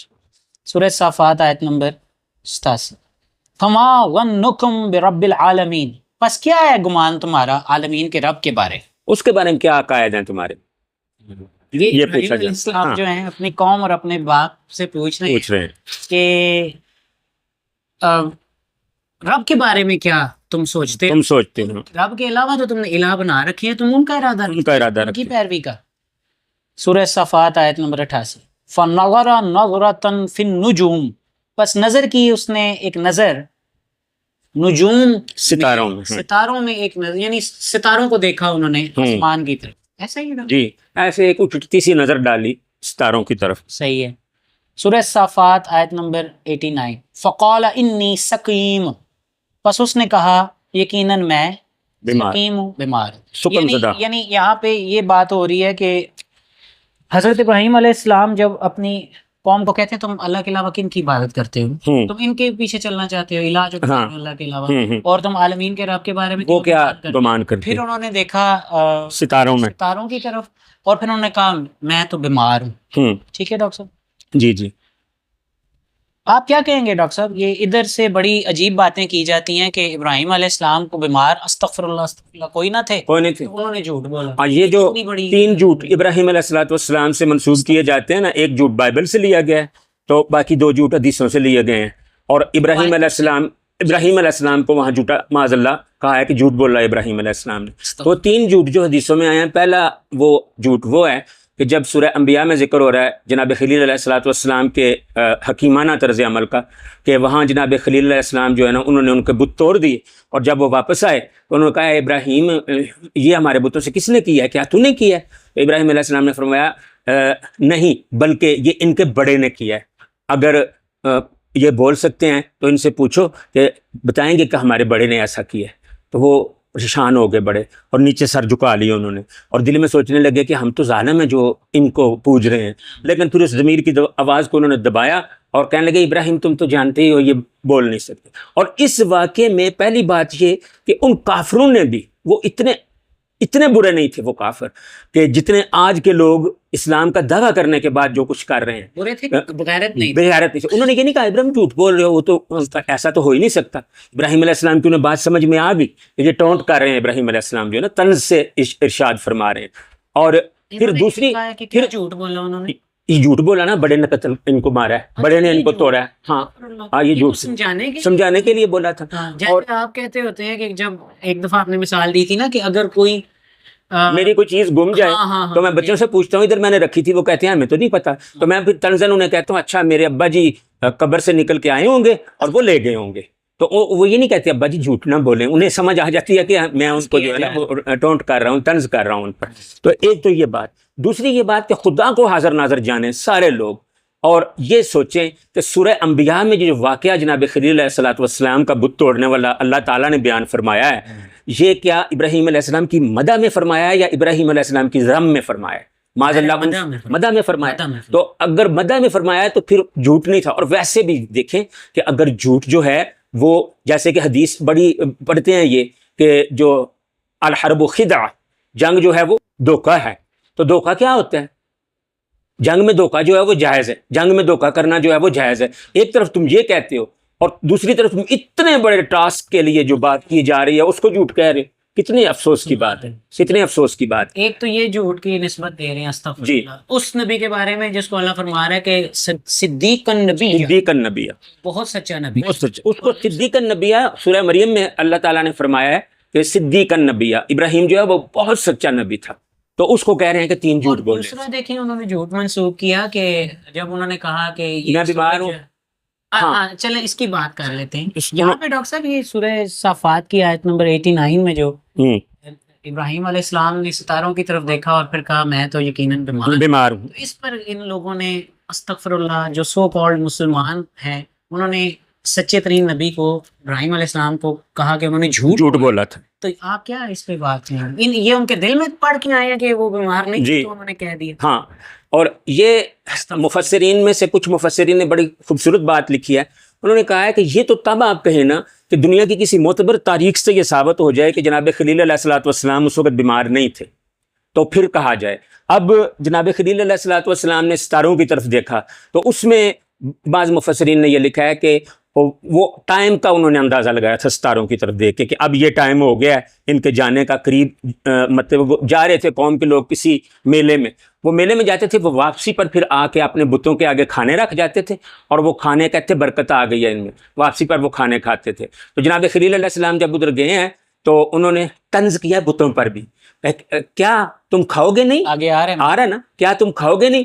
اور بعض بندے جو ہے نا وہ عجیب و غریب باتیں کرتے ہیں، تو میں کہا تم جیسے عجیب و غریب دلائل لاتے ہو تو مجھے یہ بتاؤ کہ جناب خلیل علیہ السلام نے جو کہا تھا بتوں کو کہ کیا ہے تمہیں کھاتے کیوں نہیں ہو، تو کیا جناب خلیل علیہ السلام کا یہ عقیدہ تھا کہ بت سنتے ہیں؟ استغفر اللہ۔ اور یہ ہمیں سورہ شعراء میں جناب خلیل علیہ السلام کا نظر آتا ہے کہ وہ پوچھ رہے ہیں اپنی قوم سے کہ جب تم ان کو پکارتے ہو تو کیا یہ تمہیں سنتے؟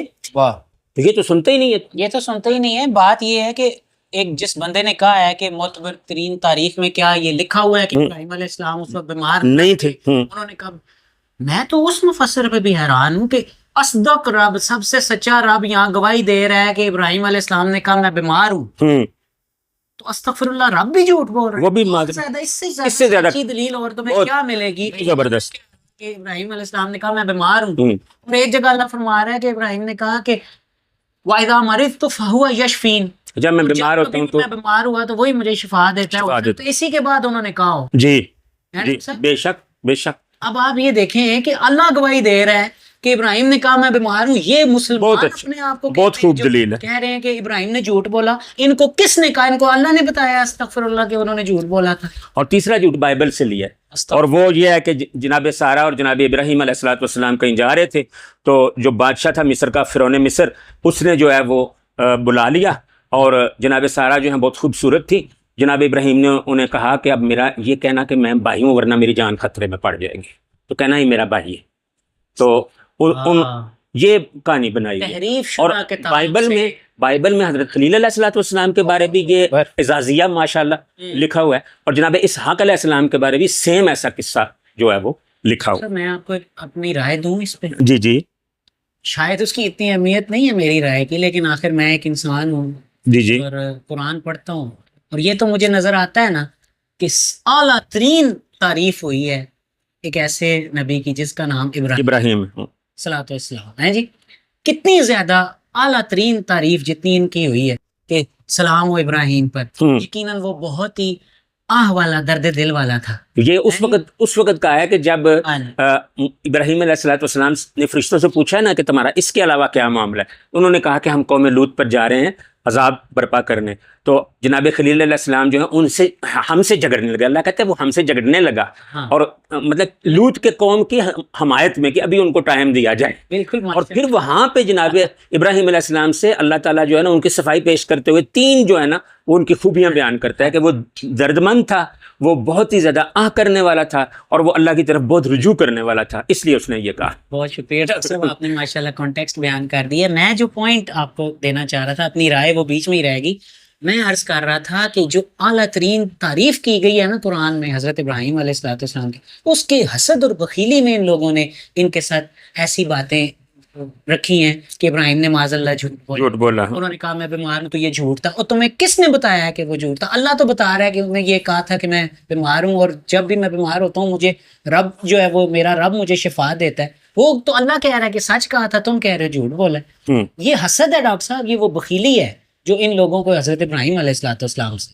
اور جناب ابراہیم علیہ السلام کو کتنی اللہ نے کتنا پروٹوکول دیا ہے قرآن حکیم میں کہ جناب ابراہیم علیہ السلام کے بارے میں سورہ بقرہ میں اللہ ارشاد فرما رہا ہے جس نے ابراہیم کے طریقے سے روگردانی کی اس نے اپنی ذات کو بیوقوف بنایا۔ سبحان اللہ۔ من رغب عن ملت ابراہیم الا من سفہ نفسہ، اس قسم کے الفاظ نہیں یہ الفاظ نہیں ہیں، ہاں جی، میرا خیال ہے ایگزیکٹلی یہ الفاظ نہیں ہیں۔ جی جی، اس کو ہم بعد میں دیکھ لیں گے انشاءاللہ۔ ایک جگہ وہ ترجمہ اللہ فرماتا ہے، میں اس کا ترجمہ میرے ذہن میں آ رہا ہے کہ ابراہیم اپنی ذات میں ایک پوری فرما بردار امت، جی یہ کتنی بڑی بات، بہت بڑی بات ہے۔ جی وہ ایک امت کے برابر تھا۔ اور ایک جگہ جو ہے نا وہ اللہ تعالیٰ سورہ نحل میں فرما رہا ہے، نبی صلی اللہ علیہ وسلم کو فرما رہا ہے کہ تم بھی جو ہے ابراہیم کے طریقے کی پیروی کرو۔ اس سے بڑا اور اعزاز کیا ہو سکتا ہے؟ اور ایک جگہ اللہ تعالیٰ سورہ آل عمران میں فرما رہا ہے سورہ آل عمران میں فرما رہا ہے کہ یہ جو مشرکین دعویٰ کر رہے ہیں کہ ہم ابراہیم کے پیروکار ہیں، تو یہ غلط کہہ رہے ہیں۔ ابراہیم کا پیروکار وہ ہے جس نے ابراہیم کی پیروی کی، اور وہ یہ نبی ہے اور اس کے ساتھ جو ایمان لائے ہیں وہ لوگ ہیں، واہ واہ۔ وہ ابراہیم کے قریب ترین۔ یعنی نبی کریم صلی اللہ علیہ وآلہ وسلم بھی ابراہیم علیہ الصلوۃ والسلام کے پیروکار ہیں جی، ایز پر قرآن۔ ایز پر قرآن مجید یہ ہمیں بتا رہا ہے کہ وہ اپنے ابا ابراہیم علیہ السلام کی سنت پہ تھے۔ آپ نے جو آیت مبارکہ بیان فرمائی ہے نا، وہ 130 ہے بقرہ کی، وَمَن يَرْغَبُ عَن مِّلَّتِهِ من يرغب عن ملت ابراہیم الا من سفہ نفسہ۔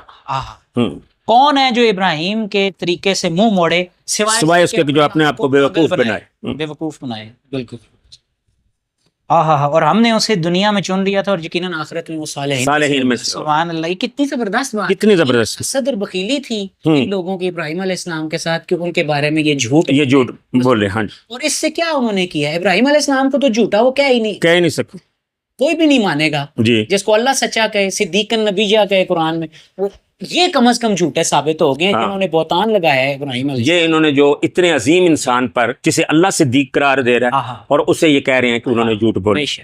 آگے چلیں ڈاکٹر جی آگے چلیں۔ سورہ صافات آیت نمبر 90، فَتَوَلَّوْا عَنْهُ مُدْبِرِينَ، بس روگردانی کی انہوں نے اس سے پیٹ پھرانے والے ہوتے ہوئے، یعنی چلے گئے، انہوں کا ٹھیک ہے، نہیں جاتا تو نہ جائے ہمارے۔ یہ بات ہو رہی ہے ناظرین یہاں پہ ابراہیم علیہ السلام کی قوم کی اور ابراہیم علیہ الصلوۃ والسلام کی، جب انہوں نے ان سے کہا کن کی تمہیں بات کرتے ہو، وہ جو بتوں کی کرتے تھے نا ڈاکٹر صاحب، جی جی، تو اللہ کے علاوہ تم ان کو پوچھتے ہو، اور جو ہو تم اپنا رب کے بارے میں کیا گمان ہے تمہارا؟ اور پھر انہوں نے کہا میں بیمار ہوں، ستاروں کی طرف دیکھا کہ کہا میں بیمار ہوں، اور وہ وہاں سے ان کا پھر یہاں پہ اللہ فرما رہا ہے کہ وہ انہوں نے ابراہیم علیہ السلام کو چھوڑا اور وہ چلے گئے۔ چھوڑا سے مراد یہ نہیں ہے کہ پکڑا ہوا تھا، نہیں، مطلب ہے کہ ان کو ان کے حال میں چھوڑ کے چلے گئے، چھوڑی اور پھر جہاں بھی جانا تھا چلے گئے۔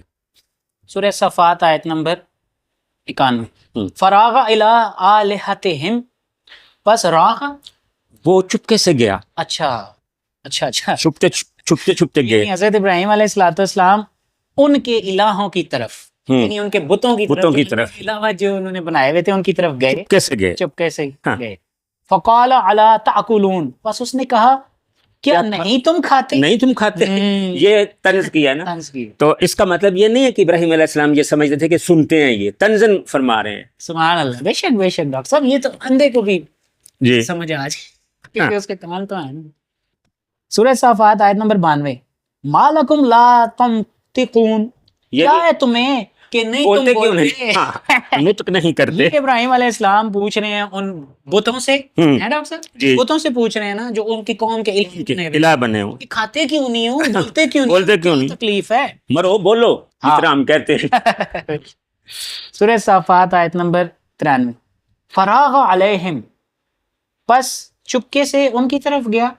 فراغا کا مطلب تو وہی ہے، لیکن یہاں مفہوم تھوڑا سا بدل جائے گا، ٹوٹ پڑا وہ، ضربم بالیمین، سیدھے ہاتھ سے زور سے انہوں نے ضربیں لگائیں، ٹوٹ پڑا، پل پڑا ان پر، یعنی کہ ابراہیم علیہ الصلوۃ والسلام نے کیا کیا، ان کے بتوں کو توڑنا شروع کیا۔ جب وہ لوگ ابراہیم علیہ السلام کو علیحدہ چھوڑ کے پہلے تو بحث کی انہوں نے، پھر کہیں چلے گئے، یہ چپکے سے آئے ان کی طرف، بتوں کی طرف، اور ان سے پہلے انہوں نے طنزاً کہا کہ کیا ہے بھائی، کیوں نہیں کھاتے؟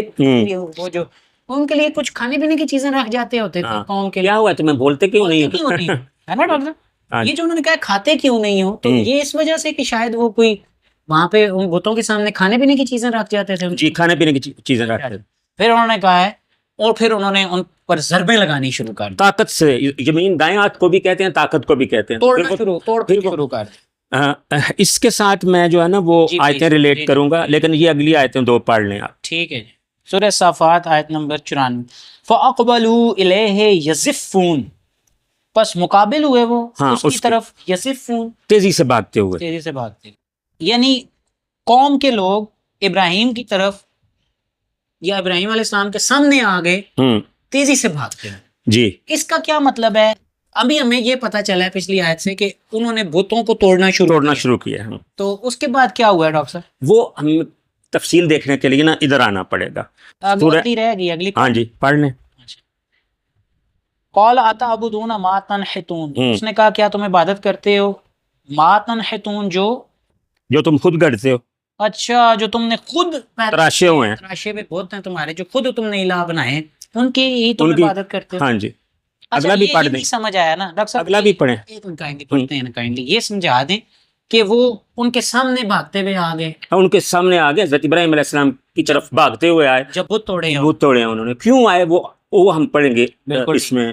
واللہ خلقکم وما تعملون، اور جبکہ تمہیں اللہ نے خلق کیا ہے اور جو تم عمل کرتے ہو اسے بھی اللہ نے خلق کیا، جیسے اللہ تعالیٰ سورہ زخرف کی 12 نمبر آیت میں فرماتا ہے نا کہ تمہارے لیے میں نے کشتیاں بنائی، حالانکہ بظاہر لوگوں نے بنائی ہیں، تو وہ کہہ رہے ہیں کہ یہ جو تم نے بنایا اللہ کے دیے طاقت سے، اللہ کے دیے ہوئے اسباب سے تم نے بنایا، دراصل یہ بھی اللہ نے ہی بنائے۔ سبحان اللہ۔ تو یہ بڑی بات زیادہ واضح آپ پر انشاءاللہ ہو جائے گی اگر آپ سورہ مبارکہ انبیاء میں دیکھیں ان کا واقعہ جو لکھا ہوا ہے، میں وہ صرف ترجمہ پڑھے دیتا ہوں۔ ابراہیم علیہ السلام کے بتوں کو توڑنے کے واقعے کی طرف ریفر کریں۔ جی پلیز۔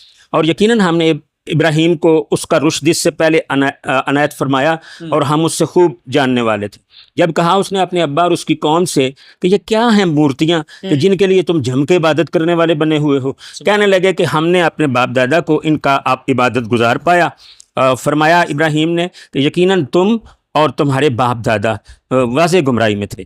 کہنے لگے کیا تو حق بات لایا ہمارے پاس یا ایم مذاق کر رہا ہے؟ تو اس نے کہا، ابراہیم نے کہا، بلکہ رب تمہارا آسمانوں اور زمین کا رب ہے جس نے کہ انہیں فطرت دی، اور میں اس پر گواہوں میں سے ہوں، اور اللہ کی قسم میں تمہارے بتوں سے ایک چال چلوں گا بعد اس کے کہ تم پیٹھ پھرا کر جانے والے ہوگے۔ تو یہ انہوں نے کیوں کہا ابراہیم علیہ السلام؟ ڈاکٹر صاحب وہی مدبرین کا لفظ آیا ہے نا، ہم مدبرین کا، یہاں بھی مدبرین کا صافات کی 90 میں آیا ہاں ہے، جی، بس وہ اس سے تولو بھی آیا یہاں پہ بھی رخ موڑنے کا ذکر ہے، بعد ان تولوا مدبرین۔ یہ دیکھیے قرآن کا اسلوب کہ کیسے سیم الفاظ ہوتے ہیں۔ اب سورہ وہ آپ کو انبیاء میں مدد دیتے ہیں قرآن سے، قرآن کی تفسیر کرنے، تحریک دیتے ہیں کہ ایک جگہ سے دوسری جگہ آپ ریلیٹ کریں۔ سورہ انبیاء کی دیکھیں، یہ کون سی ہے؟ 57 نمبر، اور اس میں آپ دیکھیں صافات کی 90 نمبر، سیم وہی مفہوم بھی وہی آئے ہیں کہ ادھر یاد آ جائے۔ جی یاد آ رہی۔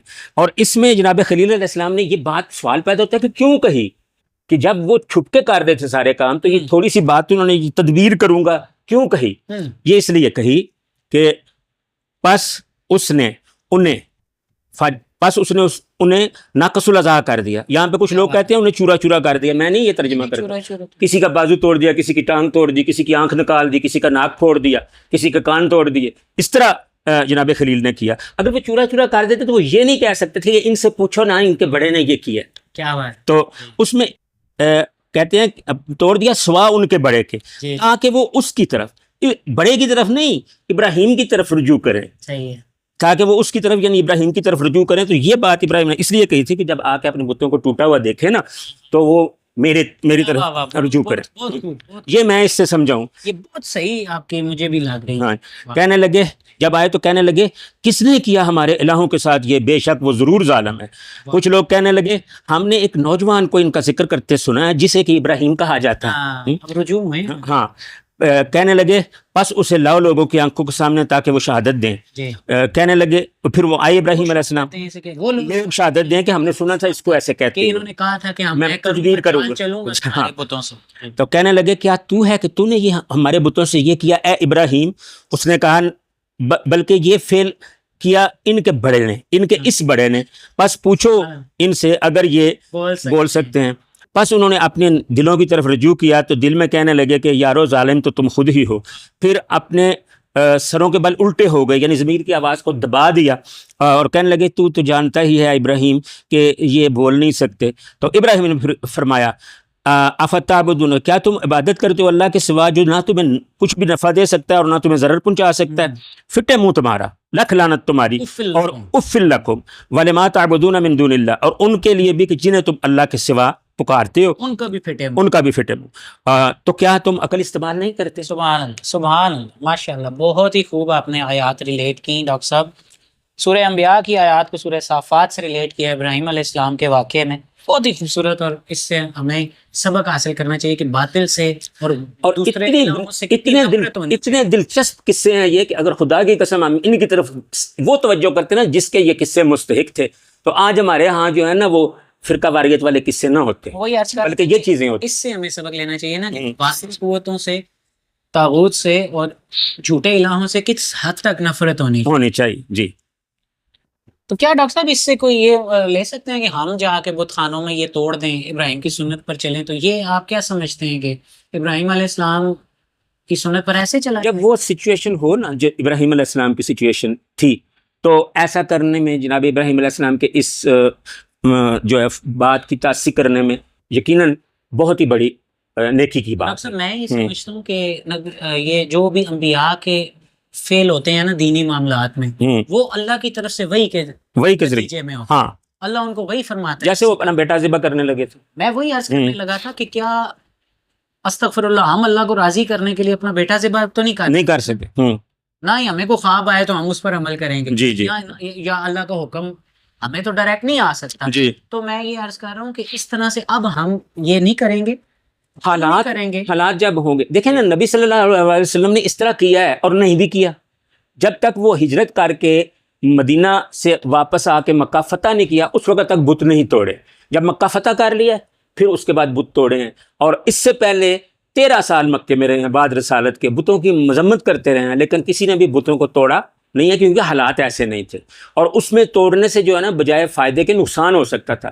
اب جو توڑے تو اب جو ہے نا فائدہ ہوا. بہت خوبصورت آپ نے میرے سوال کا اعلیٰ ترین جواب دے دیا نبی صلی اللہ علیہ وسلم کی سنت مبارکہ سے، کہ جب آپ کے پاس اتنا اختیار نہیں ہے تو آپ پھر یہ کام نہیں کریں گے. اور یہ کام اس لیے ضروری تھا کہ اللہ کے گھر میں بت رکھے ہوئے تھے، اور وہاں پہ اللہ فرماتا ہے نا کہ یہ اس کے جو حقدار ہیں حرم کے یا کعبے کے، وہ متقی لوگ ہیں. اس آیت کی روشنی میں وہاں پہ تو ہم بت توڑ سکتے ہیں، اور جب اس وقت توڑ سکتے ہیں کہ جب کم از کم ہمارے پاس اختیار ہو. لیکن ہم کسی کا گرجا یا کسی کا مندر نہیں گرا سکتے جب کہ وہ ایگزسٹ کرنا چاہتا ہے ہمارے ساتھ. ہم ان کے جا کے بت نہیں توڑ سکتے وہاں پہ، ٹھیک ہے نا؟ کیونکہ یہ جو کچھ بھی انبیاء کرتے رہے وہ اللہ کے حکم کے تحت کرتے رہے. ہم ایسی حرکت نہیں کر سکتے سوا کعبہ. اور اس میں یہ بھی بات تھی کہ جناب خلیل علیہ السلام کو بھی مجبور کرتے تھے اس پر، ان کو بھی کئی دفعہ کہتے تھے کہ تم بھی بتوں کی پوجا کرو. ڈاکٹر صاحب یہ اس کا ہمیں ثبوت نہیں ملتا، ٹھیک ہے نا؟ قرآن سے ہمیں اس کی بات کا ثبوت نہیں ملتا. ادروائز اگر وہ ایسا کہتے تھے پھر بھی حضرت ابراہیم علیہ السلام کو جب تک اللہ نے حکم نہیں دیا ہوگا وہ خود سے ایسا نہیں. ظاہر ہے. اور پھر وہ سچویشن ایسی تھی کہ اللہ تعالیٰ نے وہ خاص سچویشن. ڈاکٹر صاحب ان کے سر ہمیں جتنے بھی واقعات بتائے ہیں کہ ایک بنجر علاقے میں بیوی اور بیٹی کو چھوڑ گئی، ہاں جی، بچے کی گردن پہ چھری چلا دینا، ٹھیک ہے ڈاکٹر صاحب. اور یہ سارے اللہ کے حکم کے تحت. آگ میں گرنے کا جو ہے نا وہ نہ کرنا، مطلب ہے کوئی ڈرنا خوف نہ کرنا، بے شک، اور آگ میں برا دیا جانا حکم کے تحت ہو رہا تھا. اور اللہ نے ان کو حکم دیا تھا کہ ایسے ایسے آپ ایسے کرو.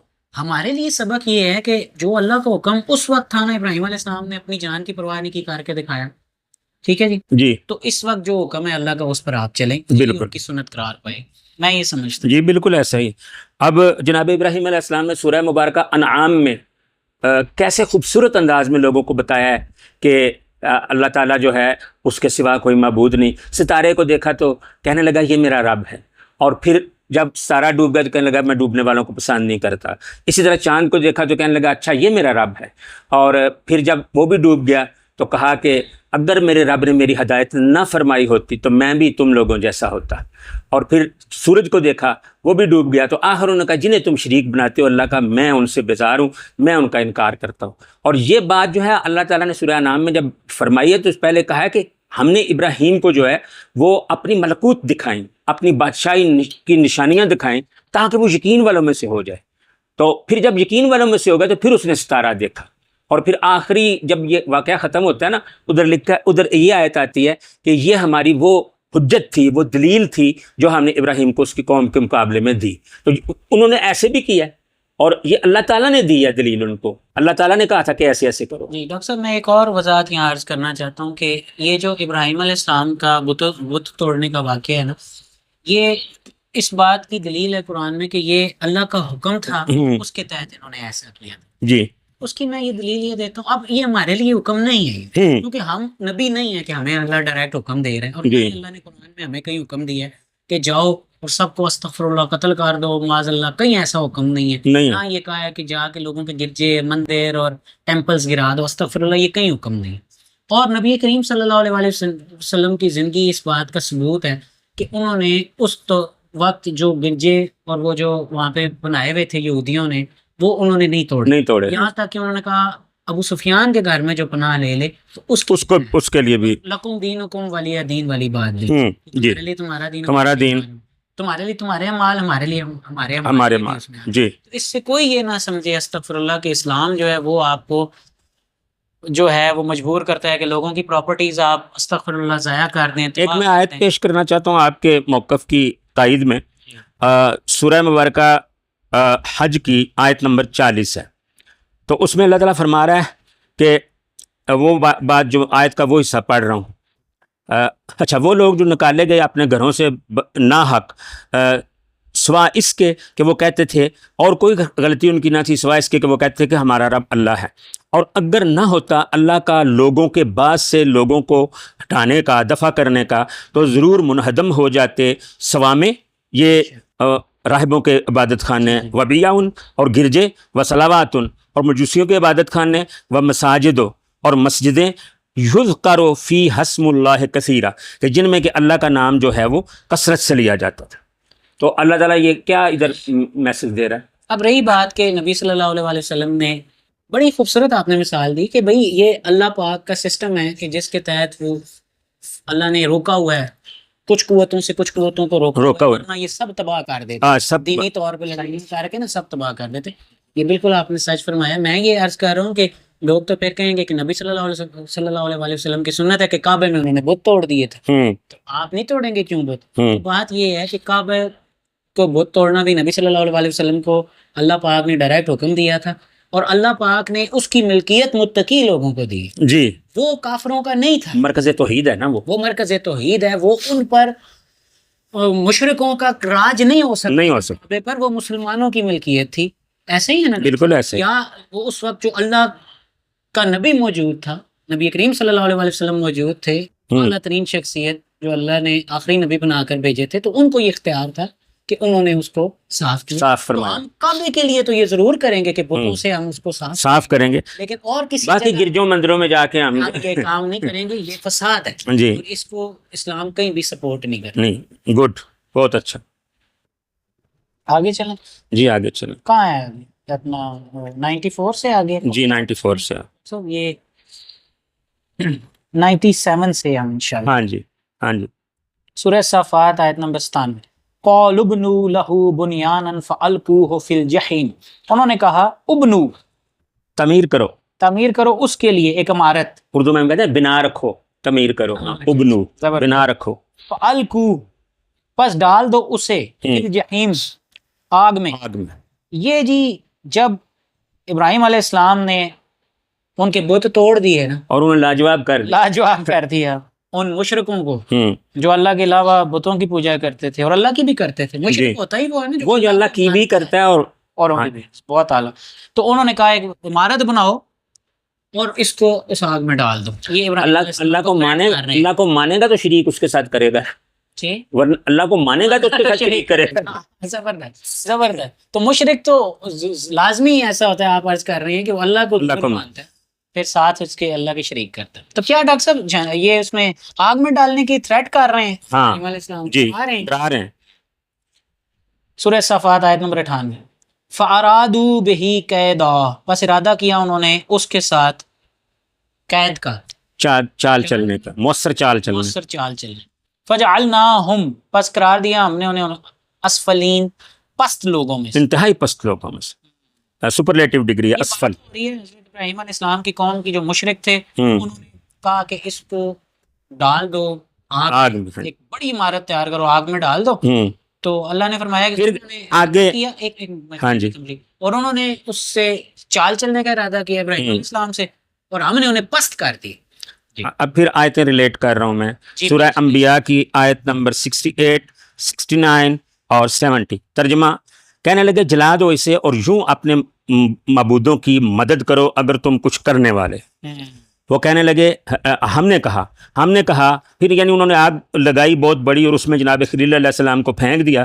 تو ہم نے کہا اے آگ ٹھنڈی ہو جا اور سلامتی والی ابراہیم پر. یعنی اتنی ٹھنڈی نہ ہونا کہ ابراہیم کو جو ہے نا سردی لگنے لگے. وہ ارادو اور انہوں نے ارادہ کیا تھا بہی اس سے کیدن چال چلنے کا فجعلناہم الاخسرین بس ہم نے ان کو انتہائی خسارے والے بنا دیے. یہ بھی وہی بات دیکھیں ملتی جلتی آیات. پاس تو ہو گئے کہ خسارہ پاس نبی کو مارنے کی کوشش کی اللہ نے مؤثر ہی نہیں ہونے دی وہ کوشش ان کی کوشش تباہ کر دی اور وہ پست ہو کے سے ہو کے رہ گئے. اب ڈاکٹر صاحب میں کبھی سوچتا ہوں کہ اس کے بعد ابراہیم علیہ السلام کو مانا نہیں انہوں نے آگے چونکہ آ رہی ہے آیت جو سورہ صافات آیت نمبر 99 وقال انی ذاہب اور اس نے کہا یقیناً میں ذاہب ہوں جانے والا ہوں الی ربی اپنے رب کی طرف جانے والا رب کی طرف جانے والا. ہجرت کرنا وہاں سے ہجرت کر کے نکل گئے تھے نا تو رب کے حکم سے ہجرت کر رہے تھے وہاں سے کہ اب پورا ان پر جو ہے نا حجت پوری کر دی تھی اب وہ نہیں مانے تو وہاں سے ہجرت کر کے جا رہے تھے. اور یہاں بھی ابراہیم علیہ السلام نے واپس مڑ کے وہ بڑے بت کو نہیں توڑا جس کو چھوڑ دیا تھا اس وقت. تو اس کا مطلب ہے کہ ان کے بت توڑنے میں ایک حکمت تھی اس کے تحت انہوں نے کیا تھا اور اللہ کا حکم تھا. ہاں سیہدین جلد وہ ہدایت فرمائے گا میری. اس کا مطلب ہے کہ اب جب آگ میں پھینکا نا ابراہیم علیہ السلام کو اللہ نے فرمایا آگ ٹھنڈی ہو جائے ابراہیم علیہ السلام کے لیے اور پھر وہیں سے وہ سمجھے کہ ہم نے مار دیا استغفر ہے نا شاید وہ یہ سمجھے ہوں اور پھر ادھر سے ان کو حکم دیا اب آپ یہاں سے اب تو ابراہیم یہاں سے چلا جائے. تو اس لیے انہوں نے کہا ہے نا میں تو اپنے رب کی طرف جانے والا کرنے والا ہوں نا اس کے حکم کے رب کے حکم کی طرف ہجرت کر جلد وہ میری ہدایت فرمائے گا. صافات آیت نمبر 100 رب حبلی من الصالحین رب میرے ہبہ کر میرے لیے نیکوں میں سے. یہ اب اولاد مانگ رہے گلی ایسے پتہ چلتا ہے کہ اس سے اولاد مانگ رہے ہیں. ہاں جی صافات آیت نمبر 101 فبشرناہ بغلام حلیم بس خوب بشارت دی ہم نے اسے ایک بردبار لڑکے کی ایک نرم دل لڑکے کی. تو یہ اللہ پاک نے حکم یہ ان کو وہی کے ذریعے بتا دیا کہ اب آپ کا بیٹا جی ایک بیٹا اللہ تعالیٰ فرمائے گا. تو ابراہیم علیہ السلام کو اللہ نے بیٹے کی بشارت دی. سورہ صافات آیت نمبر 102 فلما بلغ معه السعی بس جو ہی بلوغ پایا اس نے اس کے ساتھ کوشش کرنے لگا دوڑ بھاگ یعنی وہ جب باپ کے ساتھ دوڑنے بھاگنے معمولی سا ہاتھ بٹانے کے قابل ہوا اس وقت پر جو ہی وہ اپنے باپ کے ساتھ بھاگ دوڑ کی عمر کو پہنچا. یہ ترجمہ سے سنا تھا جی بالکل. کئی دفعہ نا آپ جب ایسے خوبصورت آئے نا تو اس میں اپنا بھی وہ کر دیا کریں جملہ نا اپنے ترجمے کے لیے. ٹھیک بس اللہ کی عنایت سے ہی ہوتا ہے بعض اوقات یاد بھی نہیں نہ رہتا کہ کیا کیا کیا. مجھے کچھ جملے ویسے یاد آ جائیں. تو یہ ذکر ہو رہا ہے جی جب ابراہیم علیہ السلام کے بیٹے یہاں اسماعیل علیہ السلام کا اسماعیل علیہ السلام کا ذکر ہے. بعض لوگوں نے یہاں اسحاق علیہ السلام کو بھی کہنے کی کوشش کی ہے. اچھا وہ آگے شاید سمجھ آ جائے گی ہمیں ہے نا. ہاں جی. تو وہ یعنی اسماعیل علیہ السلام جب ان کے ساتھ بھاگ دوڑ کی عمر کو پہنچے یہ عمر کیا ہوتی ہے ڈاکٹر صاحب بھاگ دوڑ کی عمر جتنا اب ہمارا نو ہے 7-8 سال نو تو بڑا ہے. ہاں 8-9 سال کہہ لیں یعنی جب وہ ہاتھ بٹانے لگ جاتا ہے جی. تو کیا ہوا جی اسماعیل علیہ السلام کی بشارت اللہ نے دی تھی. پھر وہ جب بھاگ دوڑ کی عمر کو پہنچے تو قولا اس نے کہا یا بنیا انی ارا فی المنام اے میرے ننے بیٹے میں دیکھتا ہوں خواب میں انی اذبحک کہ یقیناً میں ذبح کر رہا ہوں تجھے. فانظر ماذا ترى فانظر پس نظر کر بس غور کر نظر کر کیا ہے کہ جو تو دیکھتا ہے تیری رائے کیا طرح کا تو کیا دیکھتا ہے یعنی تو اس معاملے کو کس نظر سے دیکھ رہا ہے. صحیح ہے. تو ابراہیم علیہ السلام نے خواب میں دیکھا کہ اپنے بیٹے اسماعیل کو ذبح کر رہے ہیں. تو ان سے پھر انہوں نے پوچھا کہ تیری رائے کیا ہے. قالا اس بچے نے کہا یعنی اسماعیل علیہ السلام نے کہا یا ابت فعل اے ابا کر گزریے تو عمر جو تجھے حکم دیا جو آپ کو حکم دیا گیا ہے. یہ ڈاکٹر صاحب اس سے پتہ چلتا ہے کہ اللہ پاک نے انہیں حکم کے تحت یہ خواب دکھائی تھی. حکم دیا تھا کہ جو خواب میں دیکھو وہ کرنا بالکل زبردست بالکل ایسے ہی کہا تھا میں نے بتایا تھا سنا تھا. تو یہ بات یہاں سے پتہ چلتی ہے. ہاں جی بالکل ایسے. ستجدنی جلد آپ پائیں گے مجھے انشاءاللہ من الصابرین، صبر کرنے سے۔ تو بات ہو رہی ہے اسماعیل علیہ السلام کی کہ حضرت ابراہیم علیہ السلام نے ان سے پوچھا کہ میں نے تو خواب میں دیکھا ہے، اللہ کا حکم تھا کہ میں تجھے ذبح کر رہا ہوں، تیری کیا رائے ہے؟ انہوں نے کہا کہ جو آپ کو حکم دیا گیا کریں، انشاءاللہ آپ مجھے صابرین میں سے پائیں گے، یعنی مجھے آپ ذبح کر دیں۔ اب یہاں پہ ایک سوال پیدا ہوتا ہے کہ جناب خلیل علیہ السلام کو جب اللہ کا حکم تھا تو پھر بیٹے سے پوچھنے کی کیا ضرورت تھی؟ کیوں پوچھا بیٹے سے؟ وہ میں جو سمجھتا ہوں، یقیناً میں یہی سمجھتا ہوں، سے کیوں پوچھا کہ ذبح کروں یا نہ کروں، رائے تیری کیا ہے؟ اس سے رائے کیوں پوچھی؟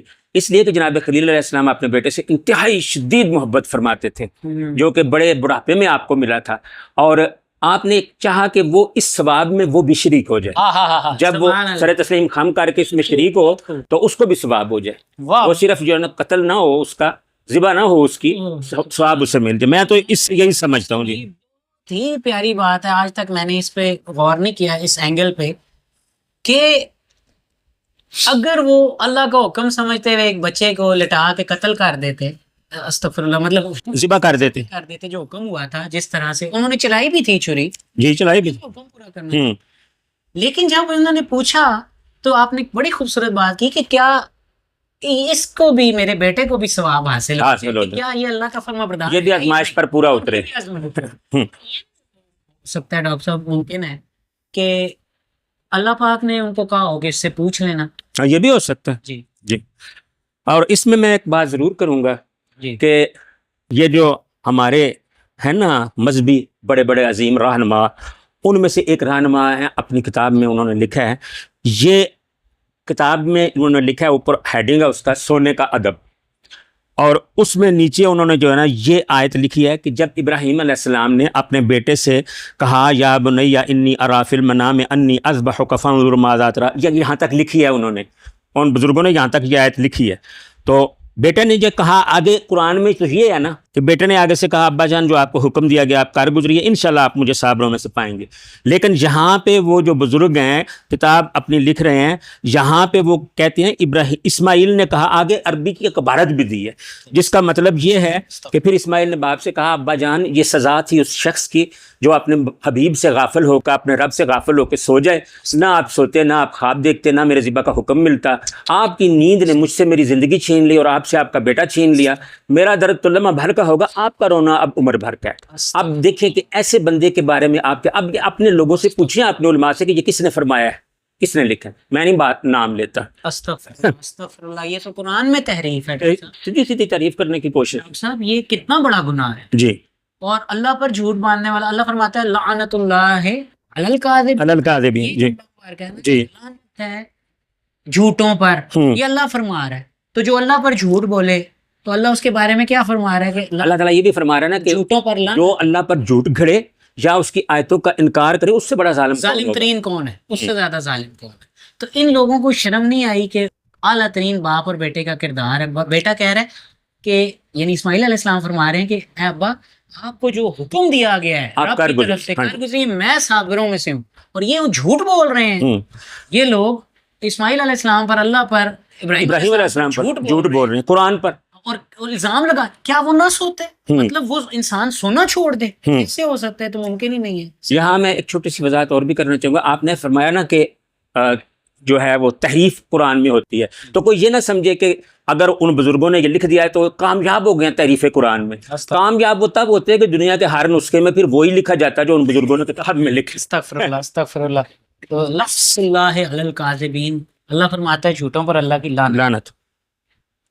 سورہ صافات آیت نمبر 103، جی، فلما اسلما، پس جو ہی دونوں اسلام لے آئے، دونوں فرما بردار ہو گئے، یعنی اس حکم کے لیے تیار ہو گئے، سر تسلیم خم کر دیا۔ وَطَلَّهُ لِلْجَبِينَ، اس کا ترجمہ کریں ڈاکٹر صاحب، وَطَلَّهُ، اور اس نے اسے لٹایا ماتھے کے بال۔ ٹھیک ہو، یہ ماتھے کے بال اس لیے لٹایا کہ چہرے پر نظر نہ پڑے، کہیں ایسا نہ ہو کہ ہاتھ کانپ ڈاکٹر جائے۔ صاحب آپ آگے ترجمہ کریں، میں کرتا ہوں جی، تو یا میں رک جاتا، آپ ترجمہ کریں پلیز۔ ہاں جی، شاید وہ ادھر بس جو ہی وہ دونوں باپ بیٹا فرما بردار ہو گئے، اللہ کے حکم پر انہوں نے سر جھکا دیا، اور اس نے یعنی باپ نے اسے یعنی اسماعیل کو للجبین ماتھے کے بال لٹایا، یہ ماتھے کے بل لٹایا، یہ جو کہانی بناتے ہیں نا کہ پٹی باندھی تھی ابراہیم علیہ السلام نے اپنی آنکھوں پر، اور جناب اسماعیل علیہ السلام کو جو ہے وہ رسی باندھ لی تھی، یہ کہانی بھی درست معلوم نہیں ہوتی قرآن کی روح سے، کہ اگر پٹی باندھی تھی آنکھوں پر تو پھر گردن کے بل، اپنے ماتھے کے بل لٹانے کی کوئی ضرورت نہیں تھی، پھر تو نظر پڑنی ہی نہیں تھی نا چہرے پر. تو ماتھے کے بل تمام مفسرین یہی لکھتے ہیں کہ ماتھے کے بل اس لیے لٹایا، ماتھے کے بل اس لیے لٹایا تاکہ چہرہ جناب اسماعیل علیہ السلام کے چہرہ مبارک پر آپ کی نظر مبارک جو ہے وہ نہ پڑے، اور ایسا نہ ہو کہ کہیں ہاتھ میرا کانپ جائے. تو اس طرح سے جناب خلیل علیہ السلام، اور دیکھیں ابراہیم علیہ السلام کا اپنے بیٹے کو ذبح کرنا کتنا بڑا کام تھا، جبکہ آپ کا نام ابراہیم ہے. ابراہیم کا مطلب جو ہے نا بعض جگہ پہ لکھا گیا ہے کہ یہ اصل میں ابو الرحیم سے نکلا ہے، کہ نہایت رحم دل باپ، نہایت محبت کرنے والا باپ. تو نہایت رحم دل، نہایت محبت کرنے والا باپ جو ہے، جب اللہ نے کہا کہ ذبح کر دے تو اللہ تعالیٰ کے مقابلے میں انہوں نے اپنے بیٹے کو کچھ نہیں سمجھا. یہ وہ بات ہوتی ہے جس سورہ بقرہ میں بتائی گئی ہے کہ جو لوگ اللہ کے شریک بناتے ہیں وہ اللہ کے شریکوں سے ایسی محبت کرتے ہیں جیسی اللہ سے ہونی چاہیے، اور جو مومن ہے وہ اللہ کی محبت میں شدید تر ہے، اور یہ ایک عظیم مومن ہے. یہ سورہ صافات کی آیت نمبر 102 اور 103 میں یہ نقطہ ہمیں سمجھ آتا ہے کہ دونوں نے رضامندی ظاہر کر اللہ کے حکم کے سامنے سر تسلیم خم کر دیا، اور پھر اس نے یعنی باپ نے، ابراہیم علیہ السلام نے اس کو یعنی بیٹے کو، اسماعیل علیہ السلام کو جبین کے بل لٹایا، ماتھے کے بل لٹایا. اس کا مطلب یہ ہے کہ الٹا لٹایا، ماتھا نیچے کو تھا، اور انہوں نے جو ہے وہ نیچے سے چھری پہ. یہ باقی لوگ تو ہمیں غلط بتاتے ہیں کہ وہ سیدھا لٹایا، پتہ نہیں آنکھوں پہ پٹی باندھی اور ان کو رسی باندھی. یہ جھوٹ ہے نا، پھر قرآن کے بالکل جھوٹ، بالکل جھوٹ ہے. یہ دیکھیں نا، یہ پڑھا ہوا نہیں ہے ان لوگوں نے، اور ایسی باتیں کرتے. اور ہم نے ندا دی کہ اے ابراہیم، آگے چلیں، اور ہم نے آواز دی اسے، ارے او ابراہیم. 105 کی طرف چلتے ہیں. ہاں جی. قد صدقت الرؤیا، چکا سچ کر تو خواب کو، یعنی تو نے اپنا خواب سچ کر دیا. خواب کو سچا کر دیا کا مطلب ہے کہ اس کے مطابق کر دیا جو حکم دیا گیا. جو آپ نے دیکھا تھا نا کہ چھری چلا رہے ہیں کنڈے پہ اپنے بیٹے کی، وہ آپ نے کر دیا. ہاں جی. انا کذالک نجزی المحسنین، یقیناً ہم ہے کہ اسی طرح سے ہم نیک لوگوں کو جزا دیتے ہیں. انا یقیناً ھذا لہو البلاء المبین، یقیناً یہ ہے کہ ضرور جو یہ تھی، جو ضرور بہت واضح بلا تھی، یعنی بہت آزمائش تھی. یعنی ابراہیم علیہ السلام کو اللہ نے آزمائش میں مبتلا فرمایا کہ جب ان کو حکم دیا کہ بیٹے کو ذبح کر دو، تو ان کی یہ آزمائش میں وہ پورا اترے، ہے نا. جی بالکل ایسا ہی. سورہ صافات آیت نمبر 107، وَفَدَيْنَاهُ بِذِبْحٍ عَظِيمٍ، اور فدیہ کیا ہم نے اس ذبح عظیم سے، بڑی قربانی سے، فدیہ بنایا اس کا ہم نے ذبح عظیم کو. تو یہ ذبح عظیم جو ہر سال کی جاتی ہے جناب خلیل علیہ السلام کے اس عظیم عمل کی اتباع میں، اللہ کی بارگاہ میں جو ہم اپنا مال جو ہے وہ قربان کرتے ہیں، جس میں بکریاں بھی ہیں، دمبے بھی ہیں، اونٹ بھی ہیں، گائیں بھی ہیں، تو یہ جو ہے اسے ذبح عظیم فرمایا گیا ہے. اور یہ یاد رکھیں، فدیہ مطلب ہے ابراہیم اسماعیل کی جان کا فدیہ یہ قرار دیا ہے کہ آگے قربان ہوتے رہیں گے ہزاروں سال کے لیے قربانی. اور فدیہ جو ہے نا ہمیشہ جو ہے نا جس کا فدیہ ہوتا ہے اس سے کمتر ہوتا ہے، یہ بھی ایک ذہن میں رکھیں. جیسے کہ اللہ روزے کا فدیہ بیان فرماتا ہے نا، تو ساتھ فرماتا ہے اگر تم سمجھو تو اس حال میں روزہ رکھنا ہی تمہارے لیے بہتر ہے، فدیہ روزے سے کمتر ہے. تو یہ ظاہر ہے کہ ابراہیم اسماعیل علیہ السلام کے برابر تو نہیں جانور ہو سکتے نا. تو مطلب ہے کہ ان کے فدیہ ہم نے یہ بنا دیا کہ اسماعیل علیہ السلام اس کے بدلے، مطلب ہے اس کے بدلے یہ قرار دے دیا کہ اب جانور ذبح کیے جائیں. سبحان اللہ. اور عید کا دن ہو. اور دیکھیں ہم سارے لوگ جانور ذبح کرتے ہیں، اور جب ہم حج کرتے ہیں اگر قران یا تمتع کر رہے ہیں پھر فرض ہے کہ ہم جانور قربان وہاں پہ کریں. لیکن اگر افراد کر رہے ہیں تو پھر سنت ہے کہ کریں، نہ بھی کریں تو ہو جاتا ہے. کہ اعلیٰ ترین کیا پروٹوکول ہے حضرت ابراہیم علیہ السلام کا اور حضرت اسماعیل علیہ السلام کا، کہ اس کو اللہ پاک نے ہمیشہ کے لیے ذبح کے لیے یادگار بنا دیا کہ ہمیشہ جو ہے وہ اللہ کی راہ میں چھوٹی نہیں تھی، جانور قربان ہوتے. یہ بات میں ڈنکے کی چوٹ پہ کہتا ہوں کہ جناب خلیل علیہ الصلوۃ والسلام سے پہلے اور آپ علیہ الصلوۃ والسلام کے بعد قیامت تک کوئی اس کا جو ہے نا وہ کوئی بھی اس کا نمونہ پیش نہیں کر سکتا جو انہوں نے کیا. ہاں جی. سورہ صافات 108 میں آگے قرآن چونکہ سیلف ایکسپلینیٹری ہے نا، جی تو یہ فدیہ کیا ہم نے اس کو ذب عظیم سے، ذب عظیم تو آگے آ گیا وَتَرَكْنَا عَلَيْهِ فِي الْآخِرِينَ، اور چھوڑا ہم نے اوپر اس پر ہاں بعد والوں کو، بعد والوں کو، یعنی کہ ہم نے بعد والوں میں سنت قرار دی، سنت قرار دے جی، کہ اس طرح سے آپ نے کرنا ہے، جانوروں کو اللہ کی راہ میں ذبح کر، ذبح کر، یہ وہی بات ہے، بالکل وہی بات ہے۔ تو آگے پھر نشان حضر مل رہا ہے ابراہیم علیہ السلام کو۔ سبحان اللہ، ڈاکٹر صاحب یہ اللہ کی طرف سے ہے، اللہ کی تو یہ انمول ہے نا، انمول ہے نا، یعنی یہ اللہ کا نشان ہے، جس طرح ہمارا نشان حضر ہے نا، اس کے برابر سمجھنا چاہیے کہ اللہ کی طرف سے ایک عظیم ترین اعزاز ہے کہ اللہ سلام بھیجے۔ سورہ صافات 109، سلام علی ابراہیم، سلام ہو ابراہیم۔ 110 صافات، کذالک نجزی المحسنین، کذالک نجزی المحسنین، اسی طرح سے ہم نیک لوگوں کو جزا دیتے ہیں۔ یہ محسنین کا مطلب متقین بھی آپ کر سکتے ہیں، کیونکہ محسن اور متقی کو ایک مطلب ہم معنی لفظ میں اللہ قرآن نے استعمال فرمایا۔ بالکل ٹھیک ہے، تو یہی سیم الفاظ آئے ہیں نوح علیہ السلام کے لیے، جی ان کے لیے بھی کہ ان کی سنت پر ہم نے پچھلوں کو چھوڑ، آگے آنے والوں کو، بعد میں آنے والوں کو چھوڑ دیا ان کی سنت پر، یعنی ان کی سنت ہم نے بعد والوں کے لیے مشعل راہ بنائی، اور یہاں پہ ابراہیم علیہ السلام کی سنت جو کہ انہوں نے دمبا ذبح کیا تھا، اس کو انہوں نے اللہ پاک نے باقیوں کے لیے چھوڑ دیا، ایسے ہی۔ سورہ صافات آیت نمبر 111، انہ من عبادنا المؤمنین، یقیناً وہ ہمارے ایمان والے بندوں میں سے، یعنی یہ اللہ کی طرف سے یہ سند کتنی بڑی سند ہے، حضرت ابراہیم علیہ السلام کی۔ آگے چلیں، وَبَشَّرْنَاهُ بِإِسْحَاقَ، وبارکنا، ہاں جی، وبشرناہ باسحاق، اور بشارت دی ہم نے اسے اسحاق کی، نبی کے طور من الصالحین، نیک لوگوں میں سے۔ اب یہ دیکھیں اسماعیل علیہ السلام کے واقعے کے بعد جناب اسحاق کا نام آ رہا ہے، تو یہ پچھلا اسحاق علیہ السلام کے بارے میں تو نہیں ہو سکتا نا، جو بعض بزرگوں نے لکھا ہے کہ قربان اسحاق علیہ السلام ہوئے تھے، اسماعیل نہیں ہوئے تھے۔ یہ تو بات کی کوئی اہمیت ہی نہیں، کیونکہ انہوں نے لکھ دیا ہے تو ضروری تو نہیں ہم اس پر ایمان لے آئیں، جی تو قرآن کی بات کریں گے نا۔ جی، تو اب یہ لوگ قرآن پہ حملے اس طرح سے کرتے ہیں کہ قرآن میں اللہ نے اگر نام نہیں لیا اسماعیل علیہ السلام کا اس واقعے میں، تو وہ پھر شخصیات بدلنے کی کوشش کرتے ہیں، اس سے ہمیں، میرا خیال ہے اس کی کوئی ہمیں پرواہ نہیں ہے، بالکل ہے بھی اقلیت میں ہے جو یہ کہہ رہے ہیں، اور اکثریتی رائے اور تاریخ ہمیں یہی بتاتی ہے کہ حضرت اسماعیل علیہ السلام کو ہی قربان کرنے کا حکم اللہ کی طرف سے تھا۔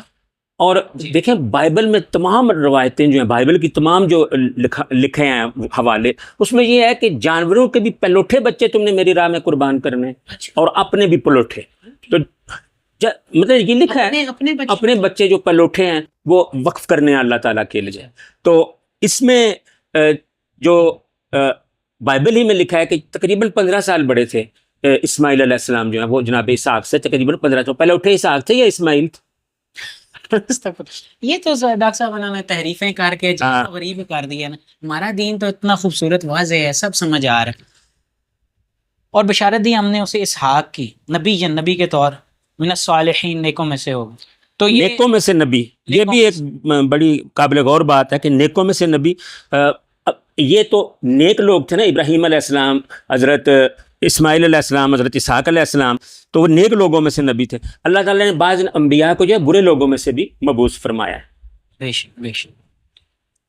سورہ صافات آیت نمبر 113، وبارکنا علیہ، اور برکت دی ہم نے اوپر اس کے، کس کے؟ یہی کی ضمیر کے، ابراہیم علیہ السلام کے، یعنی کہ اولاد دے کے ہم نے برکت دی۔ وعلی اسحاق، اور اسحاق پر، اس کا کیا مطلب ہے؟ برکت دی ہم نے اس پہ، برکت نازل فرمائی ہم نے اس پہ اور اسحاق پہ، یعنی بڑھایا ہم نے اولاد میں، اور اسحاق علیہ السلام کے آگے اسحاق علیہ السلام کے جو ہے نا وہ یعقوب علیہ السلام تھے، اور انہی کی اولاد بنی اسرائیل، کیونکہ یعقوب علیہ السلام کا دوسرا نام اسرائیل بھی ہے نا۔ اچھا۔